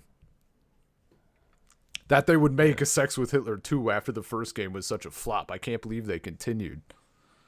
But no, it's a mystery dungeon game, and like the monster girls are both your like team and also like the shit that you're fighting. So you have to like convince them to join your team, and there's like different conditions for each one and that sort of thing. And I like it's cool. I like having the different options, and they all have I think between like 1 and 4 abilities that they can have, like that they have by default, and maybe they can learn more later. And there's like a little town building, like you get to build up a town and shit as your base, and then it's just like the classic mystery dungeon formula, which I love. So, it's good. That was like the main one that I was like, man, I was getting into it, and then my computer died, and I couldn't even handle that. And it's not on Switch. Shockingly. But yeah, it's a good time. Not every game can be. Every game can be if you lower the resolution enough and cut the frame rate by like by like 75%. You can get anything fucking running on the Switch. You just have to run it in the cloud. That's what You Hitman see does. the fucking Ark Survival port? Not good, but it's there. It's there. I mean, I do find it hilarious. There are games on Switch that you buy them as a video game, but they only exist in the cloud. I hate that. That's such a dumb fucking thing. What a terrible thing. Look, people just want shit on the Switch. If people talk about Gotta play Hitman on the Switch. See, some people talk about like miracle ports and stuff, right? For example, like Witcher 3, I think comes into that conversation a lot. I played the Witcher 3 Switch port. Yeah, or like the Doom. Oh yeah, Doom is mentioned a lot. The Witcher 3 port gave me a fucking headache because stuff was so blurry that like my eyes thought they couldn't focus. Like that was cursed. But like I think the No Man's Sky port is actually quite good from what I've heard. I've not read anything terrible about it. I mean, that makes sense. That game is not like about high-res textures at all. Not the high res, but like a lot of the generation can get a little spicy is my understanding. And like the fact that you're just going out of like planets and stuff. The fact that there's not a loading screen in every atmosphere is kind of wild for other shit that the Switch struggles with. But I think that was like the last one. I mean, Surlim Ultimate also hit Switch this year, which is very exciting. But I've been scratching other itches aside from that game. I think that was all I really played for. There's other games from 2022 that I have, but I haven't gotten to yet. Because like some of them I got with that fat Christmas money even. So yeah. I think the biggest one for me that I just need more time in is Warhammer 40k Darktide. I just need to play I know that more. nothing about it, but that's like it seems like a lot of people are having a good time. It's the new Vermintide, but it's 40k themed instead of regular Warhammer. Okay. Which is like Left 4 Dead, but more melee focused, kind of. Although this again has more guns and stuff in it because it's 40k themed. I mean, that sounds cool. It's just cool. Like it's Left 4 Dead with progression. Yeah. We're buying new shit. Those environments are fucking sick. It's fun to play one of those games and not be fighting rat men every time. Yeah, like I don't know, Vermintide was fine, but and most importantly, Vermintide had a thing where it made me nauseous incredibly quickly. Always, their FOV was not big enough for me, and Darktide, for the amount of time I've spent in it, I have not had that problem. Oh, that's nice. That's a good. I am able to play that game way more than that's helpful. It was for Vermintide. That was such a bummer for me. But like I would play like an hour and I'm like I'm done. I can't. Yeah. I can't go on like this or I'm gonna fucking throw up. As fun as this game is. See, it takes a lot. I shouldn't say it even takes a lot. I've never felt sick from a game. There was actually, that's not true. There was one that Paul was playing. And I wasn't even fucking playing it. I was just watching it on the stream, and I'm like, this is actually a bit much just to watch. And that was like it was fucking bad. And that's like the only time.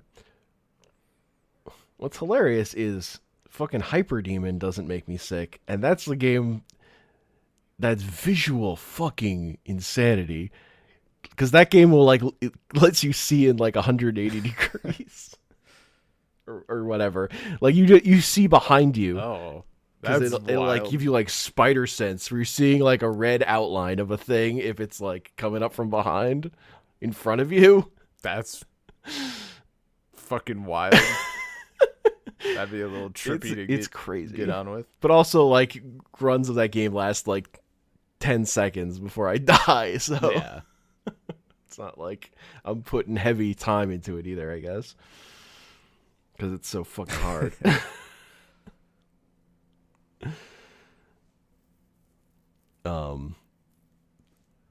But that was pleasant. I was because I really liked Devil Daggers, which is their first game, and this is the sequel. Oh, okay. And I was just glad it didn't make me sick. Yeah. No, that's nice. I've only spent like 30 minutes with it. Because it's like it's also way more complicated. You have like all these moves you can do. Yeah. Like you can like shoot at the ground to push yourself up into the air Like a rocket but jump? you can just Hell keep yeah. doing it and just keep going up, and then you can stomp down and like stun anything that's around you. That's tight. Oh man. And you can bunny hop, and you can dodge if you like press your dash if an enemy's near you. Is it a controller game? It's fucking sick. Shit. No. I mean, you maybe could play with a controller. You would. I don't think you would have a good time. I mean, I guess there's nothing to stop if you have to hit specific weak points on graphics enemies. are not crazy enough. Maybe I could play it on the laptop. Like they're crazy, but I don't think they're high end or anything. Okay. Interesting. Maybe You should just look at a video of it because it looks fucking wild. It's- Like things will like warp and bend in ways that are crazy Oh, too. that's weird. The colors are fucking all over the place. I mean, that sounds cool as hell. But the big thing is those fucking spider Yeah, sense. yeah. Like that you just see shit that's behind you and you're like, ah. Yeah, no, I'm definitely gonna. You look at video of it, you're like, what the fuck is going on? And you play it and you're like, oh. Yeah, it just like I'm just made seeing sense. like behind me. Yeah. Wild that just works. It was like surprisingly intuitive. I mean, that's good though. It'd be a fucking nightmare for learning to. But like the big thing with that game is also like your score is it's a score based game and your score is constantly going down unless you're killing things. Oh, okay. Whereas I think Devil Daggers, it was all about just survival and just getting your score up. And I think that's the reason it hasn't hit people who love Devil Daggers the same way. Sure. Because just surviving is way more like easy to get into than like I actually have to be killing stuff. Oh. The thing is, in Devil Daggers, if you weren't actively killing stuff, you weren't going to get that far anyway. So it's people were playing Devil Daggers moved on to Vampire Survivors. This is what it sounds like. No. People playing Devil Daggers are way more hardcore. That's a small, dedicated group. Podcast of people who love. host shits on entire Vampire Survivors fandom. No, Vampire Survivors is a way more popular. Yeah, but you're game. saying you just called them pussies. I'm just like I wouldn't equate those groups just because one is so much bigger than the other. Yeah. I mean, I've never heard of Devil Daggers, so.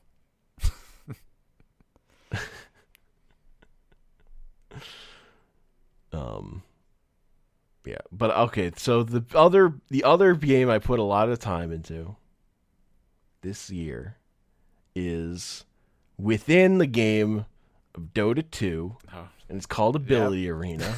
There it is. They combined auto chess with ability draft, and it's amazing. But if you don't have baseline knowledge of Dota 2, it's unplayable because confirm. the knowledge required is out of this world. It's just you have to know like every ability in Dota to be able to engage with it, and then you have to figure out how Ability Arena works on top of it in terms of synergy stuff. I smartly looked at a little tutorial video. Joy. And the dude hovered his mouse over something, and I hit pause, and I'm like, that's like 8 full fucking paragraphs. Like, there's so much depth there, full and if you don't shit. know you don't know like the shortcutting to like, oh, that's a damage ability. Yeah, no, it's impossible. It's just if you don't, I'm so excited for when they make a version that's standalone. Yeah. And so at least people are on the same page. I don't know if that'll happen, but this is so like the next level of auto chess for me. This is the one that like, oh yeah, this is the one I want to play. I mean, that's dope. Because I also love ability arena because like the whole draft aspect of like every ability in a MOBA, and then you get to apply those to specific different heroes that weren't designed for Yeah. them to do broken shit. That's just Yeah. cool. And again, like in Dota, it's like the super fun mode that people aren't going to take seriously, but is like way more knowledge and skill intensive than the regular game. It's like both the fuck around mode and it's just way harder to just play. Yeah. No, that So I was so hopeful, and then I fucking looked at it. And I'm like, it's so much. This is a lot of Dota. Yeah. No, but I mean that's fucking cool though. It's neat finding a cool thing. it's incredibly cool. So it's been like 2 hours. We didn't even get to. Okay, last call BBS. I mean, I got nothing. Last call BBS is I guess it's the last Zachtronics game, but it's like you're booting up into an old computer and like going onto like an old BBS and then downloading games in this like fake Hold up. early Windows interface. You Yeah. have forgotten how young I am. What the fuck is BBS? That's like early internet kind of thing where just you dial into as like a someone's specific thing Okay. or computer or basically. And like they'll either have like, news posts or you'll like be able to download a file or something Gotcha. like that they're hosting. So it's like it's early dial-up internet stuff. Yeah.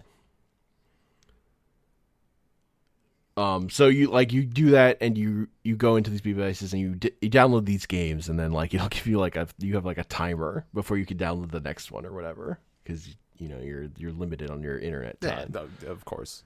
but this is all wrapping around like these mini games Okay. like where like you can just play solitaire or whatever. And then so then there are a bunch of games. And the one that really grabbed me is like this fucking like gene sequencer horror puzzle where you're like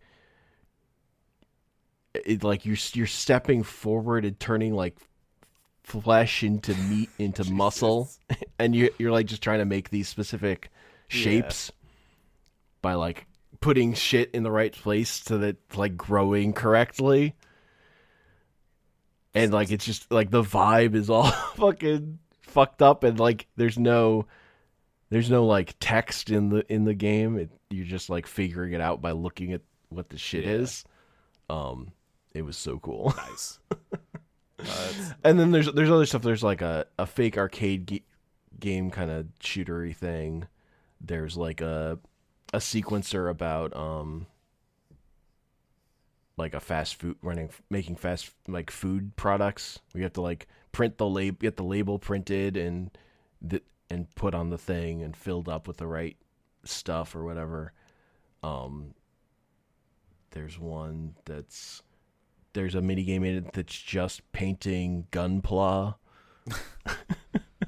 You just like open a model kit and you have your snipper and you snip all the pieces out and you put them together and you could put tape over a part to paint. Jesus. It's just like it's a cool little toy box thing of a bunch of mini games. That's neat. That I think is just really cool. I don't think I've seen you mentioning that. And I've not heard of it. This is like I was talking about it when I was playing it. It was early in the year. you expect me to remember something early in the year? Can't even fucking remember when Halo Infinite came out. Yeah, no, I don't. It was on Game Pass, so I'm not Leslie on was Game yelling at it. Pass. He's like, if you have Game Pass, you should play this thing. But I actually just bought it. Game Pass, and I'd already put like. Oh so many yeah, hours into it yeah. already, Blew whatever. that refund window. Yep. Nice. But yeah, I really like that one. And the other two games from this year that really, I guess, I'm gonna have three things I really have to talk about. X Zodiac, which is indie Star Fox. Not heard of any of that. Oh, indie Star, like the game. It's an indie that's version of Star Fox. Okay, I understand. yes, yeah, and its bonus levels are Space Harrier, which I think is just a great way to like mix up the gameplay as compared to like, you know, the way Star Fox Zero tried to mix it up with overly complicated. You're piloting this helicopter that sucks now or whatever. Yeah. And it's just a joy. As someone who like really loves Star Fox 64, Oh man, X Zodiac hits in a way I haven't seen a new game hit in a long time. maybe I'll have to check that out. I did the shit out of Star Fox 64. It's still in early access. It's not. There's going to be more. It's just like the set of levels, but they're going to put some kind of progression or something in it at some point or something.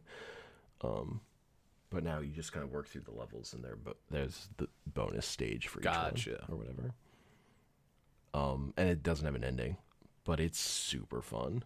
Okay. They really nailed the Star Fox fun in a way that Nintendo hasn't since Star Fox 64. Although Star Fox Zero has its moments. Star Fox Zero was the with its DS, stupid the gyro 3DS one, right? controls. No, Star Fox Zero is the Wii U one. Was the 3DS one just literally Star Fox 64 3D? Is that what they called it? Yes, that's what was on 3DS. Okay. Yeah, there was one on DS too. I think I just. But the one on 3DS was literally Star Fox 64 Okay. again with new voice acting. Because I'm like, I thought it was the 3DS. I'm like, I don't know. I remember playing it and having an okay time. But if it's literally just 64 3D, that makes sense. Yep. That game's great. Yeah, no, I even got used to the new voice acting. No, that game was which fun. When it came out, I kind of thought was a crime. Oh, because the original voice acting for Star Fox 64 is so like meme burned into my brain. Yeah.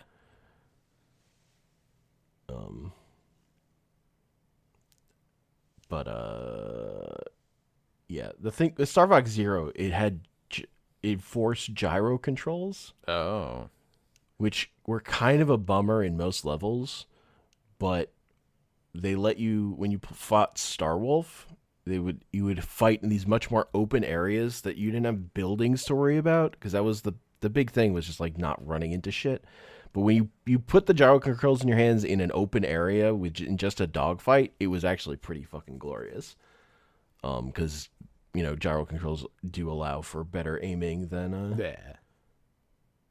like a more intense gameplay control, so it was a better challenge and more like an intense fight than normal. But overall, just having controllers are good for a reason. Yeah.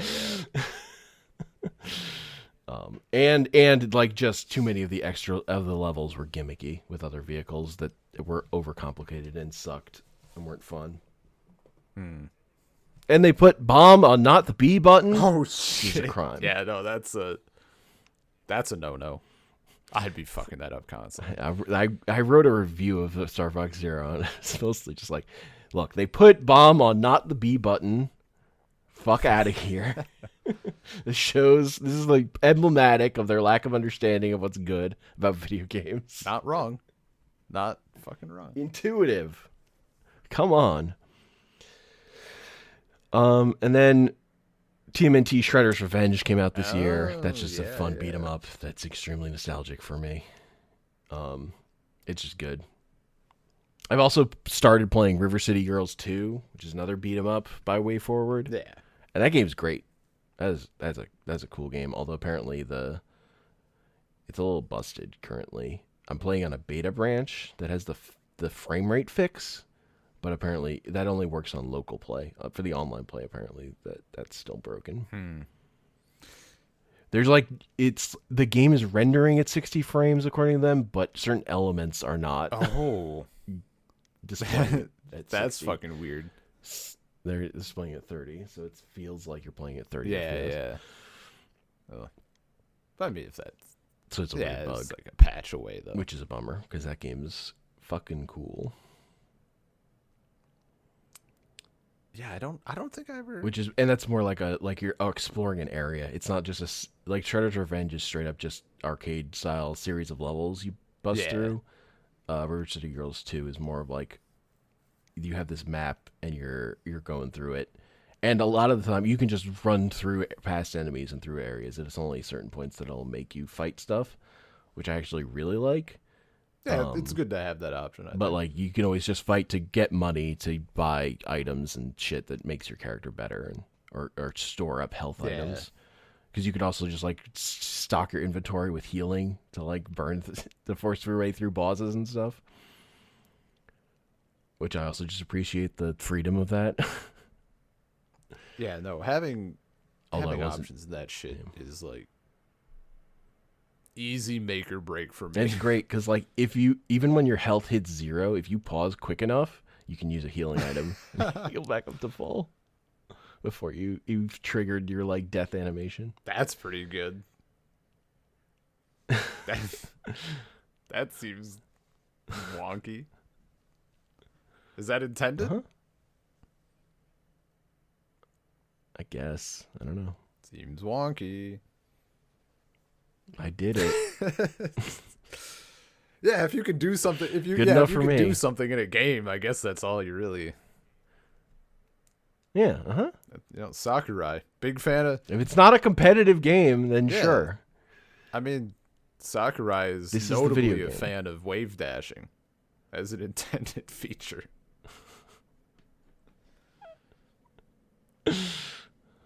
But no, he's mad about it because he's mad about people being competitive about that game. Whatever. People are competitive about fucking everything. Yeah, but people are fucking crazy about Melee. That's because they. Let's That's not because they get it need. That's twisted. because they have. The Melee fan base is held onto that specific game in a way no other It's because old they have all the time competitive in game the is held world to on. get good at it because they don't have jobs or need to waste time showering. Needlessly mean, but yeah, no, I But all the old fighting games that don't have players like that, it's wild to me yeah, that one has held on in a way that like literally no other game has. Kind of. yeah. It's kind of depressing, but so In terms of goes. like other any other game I can think of has like had updates and new versions of it. Yeah.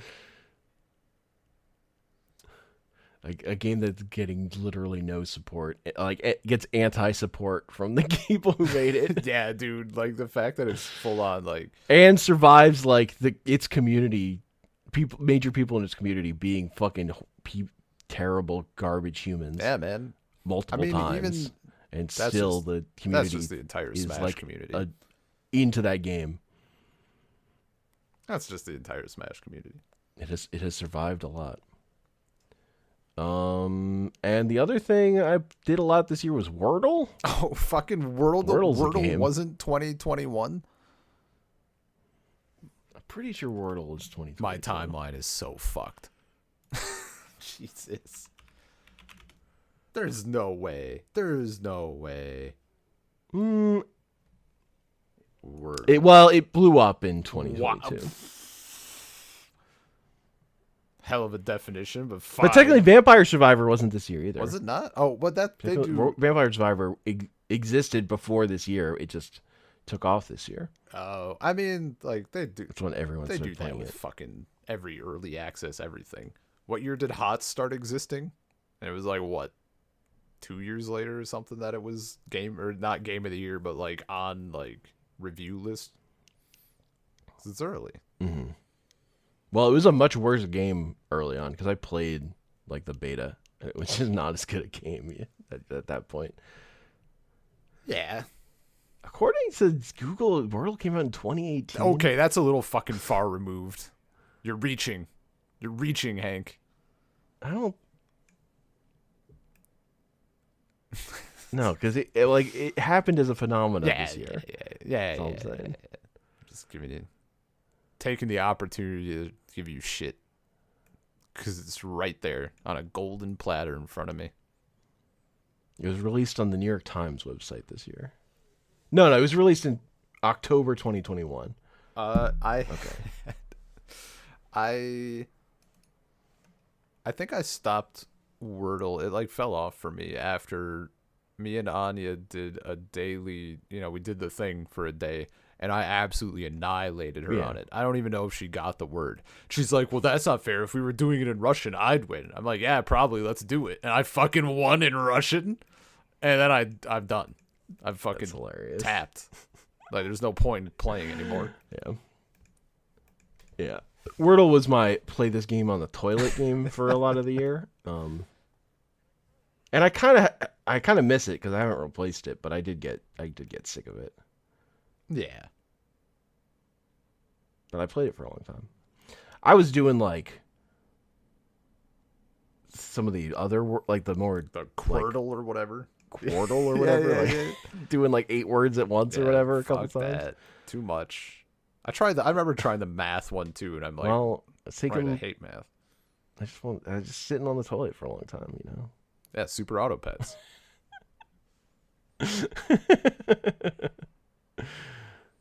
um, Yeah, no, that was a good one. That was fun. I wish there were just websites I could fucking read. Honestly.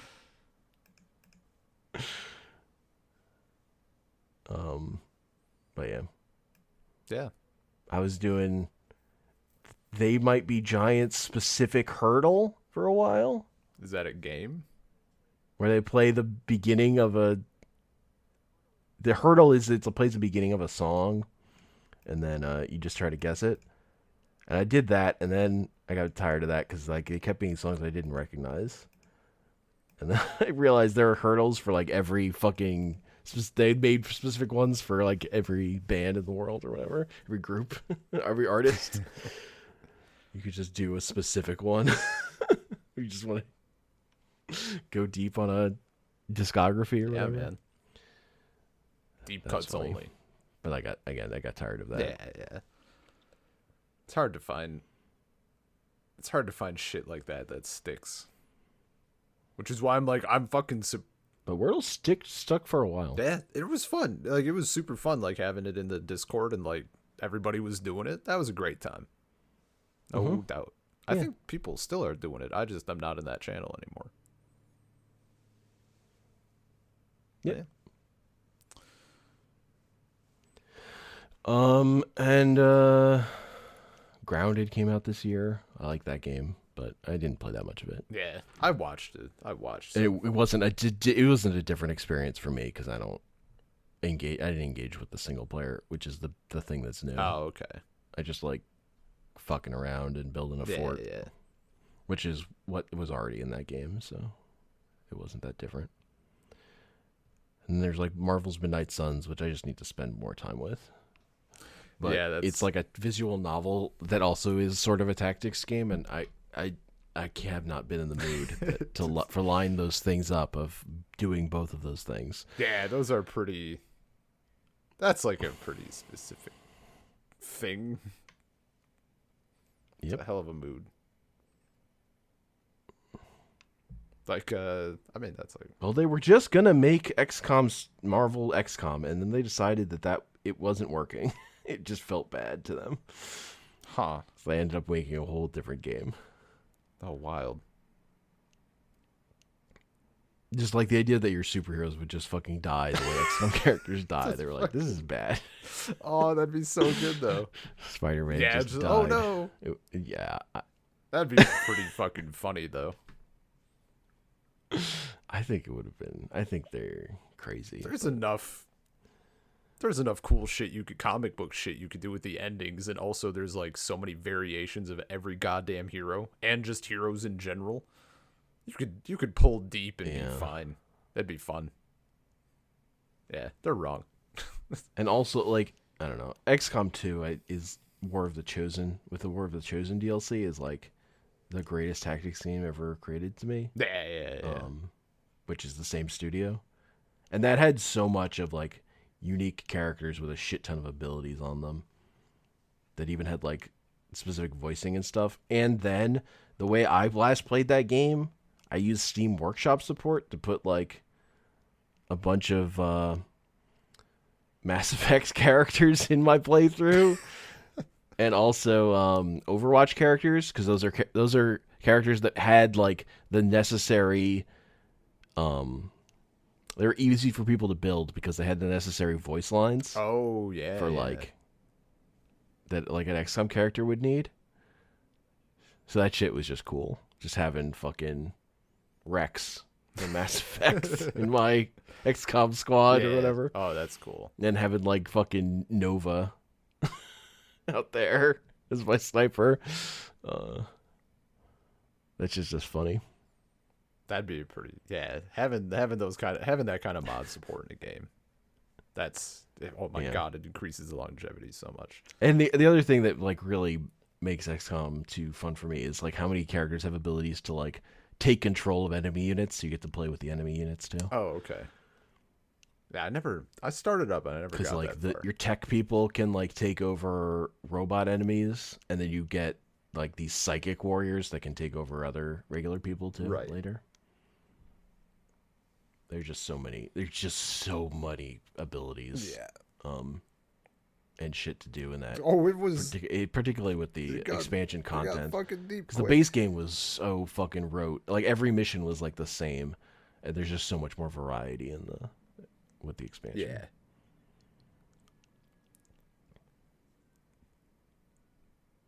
Hank, I need to go. Okay. This is just best video game of 2022. Remember how we thought we were going to get through? I can't believe we spent 2 hours on just video games. Video games weren't even what I was thinking about. Going into this. Yeah, kind of same. But it's fun to talk about video games. There were a lot of good ones. It was a good year. Yeah. I didn't even talk about Spark the Electric Jester 3. Hank, please. I said I didn't talk about it. You're baiting me. I don't even know. Is that a game? Is it a game? Yeah. It's like an indie Sonic like. Oh. I'd probably 3D Sonic like. Then I don't know what it is. I'm thinking of the 2D Sonic like from earlier, presumably. There was the first one. This first Spark was 2D Sonic like. Okay, yeah, that might be. But what then I'm the second thinking one of. was 3D, and the third one is also 3D. I'm not going to talk about it because that's good. Solid choice. SoulCirclePodcast@gmail.com, SoulCirclePod on Twitter, Anchor.fm/SoulCircle. I really wanted to talk about TV and movies, Ben. Fuck. It's not my fault, man. It is your fault. You said Elden Ring. I didn't mean to talk 30 minutes about Elden Ring. It just happened. Boo, we have more content to record. Man. I want to record it now. I would die and get in trouble and be very hungry. I ate right before this, so I'm I good to didn't. go. I was like, all right, we're going to get in and out. This will probably be like no more than like 90 minutes. I can't believe you thought this was definitely going to be at least 2 90 hours. minutes There was no tops, way. And then I'll have a big steak. You're crazy. I don't know, man. You thought our last stuff has been pretty short-ish that I recall. So yeah, but if you're talking about like best of, I think that episode is like 2 hours. Yeah, probably. Whatever, man. Time 2 hours is fucking, like because this is just a lot. Time is non-existent. It's all fucky. Yeah, that's why we need 4-hour podcasts. That's what I'm saying. that fat long form content. As someone who listens to 4-hour podcasts regularly, I'm about them. That's a little bit much for me. For me, yes. I like an hour. I'll do an hour if on the rare occasion I listen. Past that, I'm like, I don't do anything that takes that. Like, I don't got that much time that I need to kill. Anyway. Well, you can, listen to an hour and then listen to it the next hour later. But I forget what happened in the you don't have to do it in one sitting. It doesn't matter. By the time they're on to another hour, they're probably talking about something else. Anyway. Yeah. Okay. Yeah. That's true. Anyway, damn. We'll catch. What are we doing next? We doing movies next? What do you want? Since we're doing one at a time, or do you think we can do movies and shows? I think movies and TV can be. I think movies and TV could be one. That might still be a 2-hour episode, but I think it can be. We can knock that out in. Hit me on a weekend. Oh no, you said you were going away for the weekend. Either way, damn. Oh, that was a good time. I mean, we could do them as separate, and maybe they'll be less than an hour even. If you want to get one done quick tomorrow. We'll see. We'll figure it out. Look, I haven't podcasted in a while. I want a podcast. I feel it. I haven't talked to humans in so long. Yeah, I feel that. My internet was shit. I couldn't do fuck all. My upload speed was good enough so that the way I was talking to Anya was that I would talk and she would text. It's not as fun as it sounds, if you can believe it. Like, you couldn't text her? I could text her also, but I'm like, at least she could hear my voice, if that's like a thing she's into.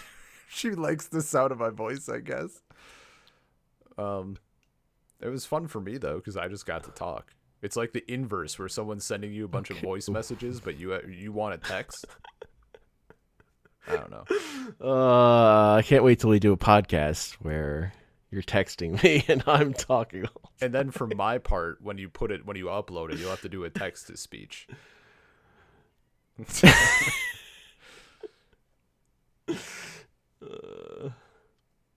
Yeah, I'll read it out loud on my recording, but then I'll edit the thing and I'll put in text to speech wherever you were talking. Hell yeah, dude. And then we could finally record podcasts by mail. Like over the course of a week. Yeah, man. Fucking do it. I'm down. These are the desperate measures when you really have no time to record. Yeah, snail mail. Like when you have a kid or something. Yeah, I've thought about that. When we eventually have kids, I'm like, man, where are they gonna throw? Thank God we did Dragon Ball this year.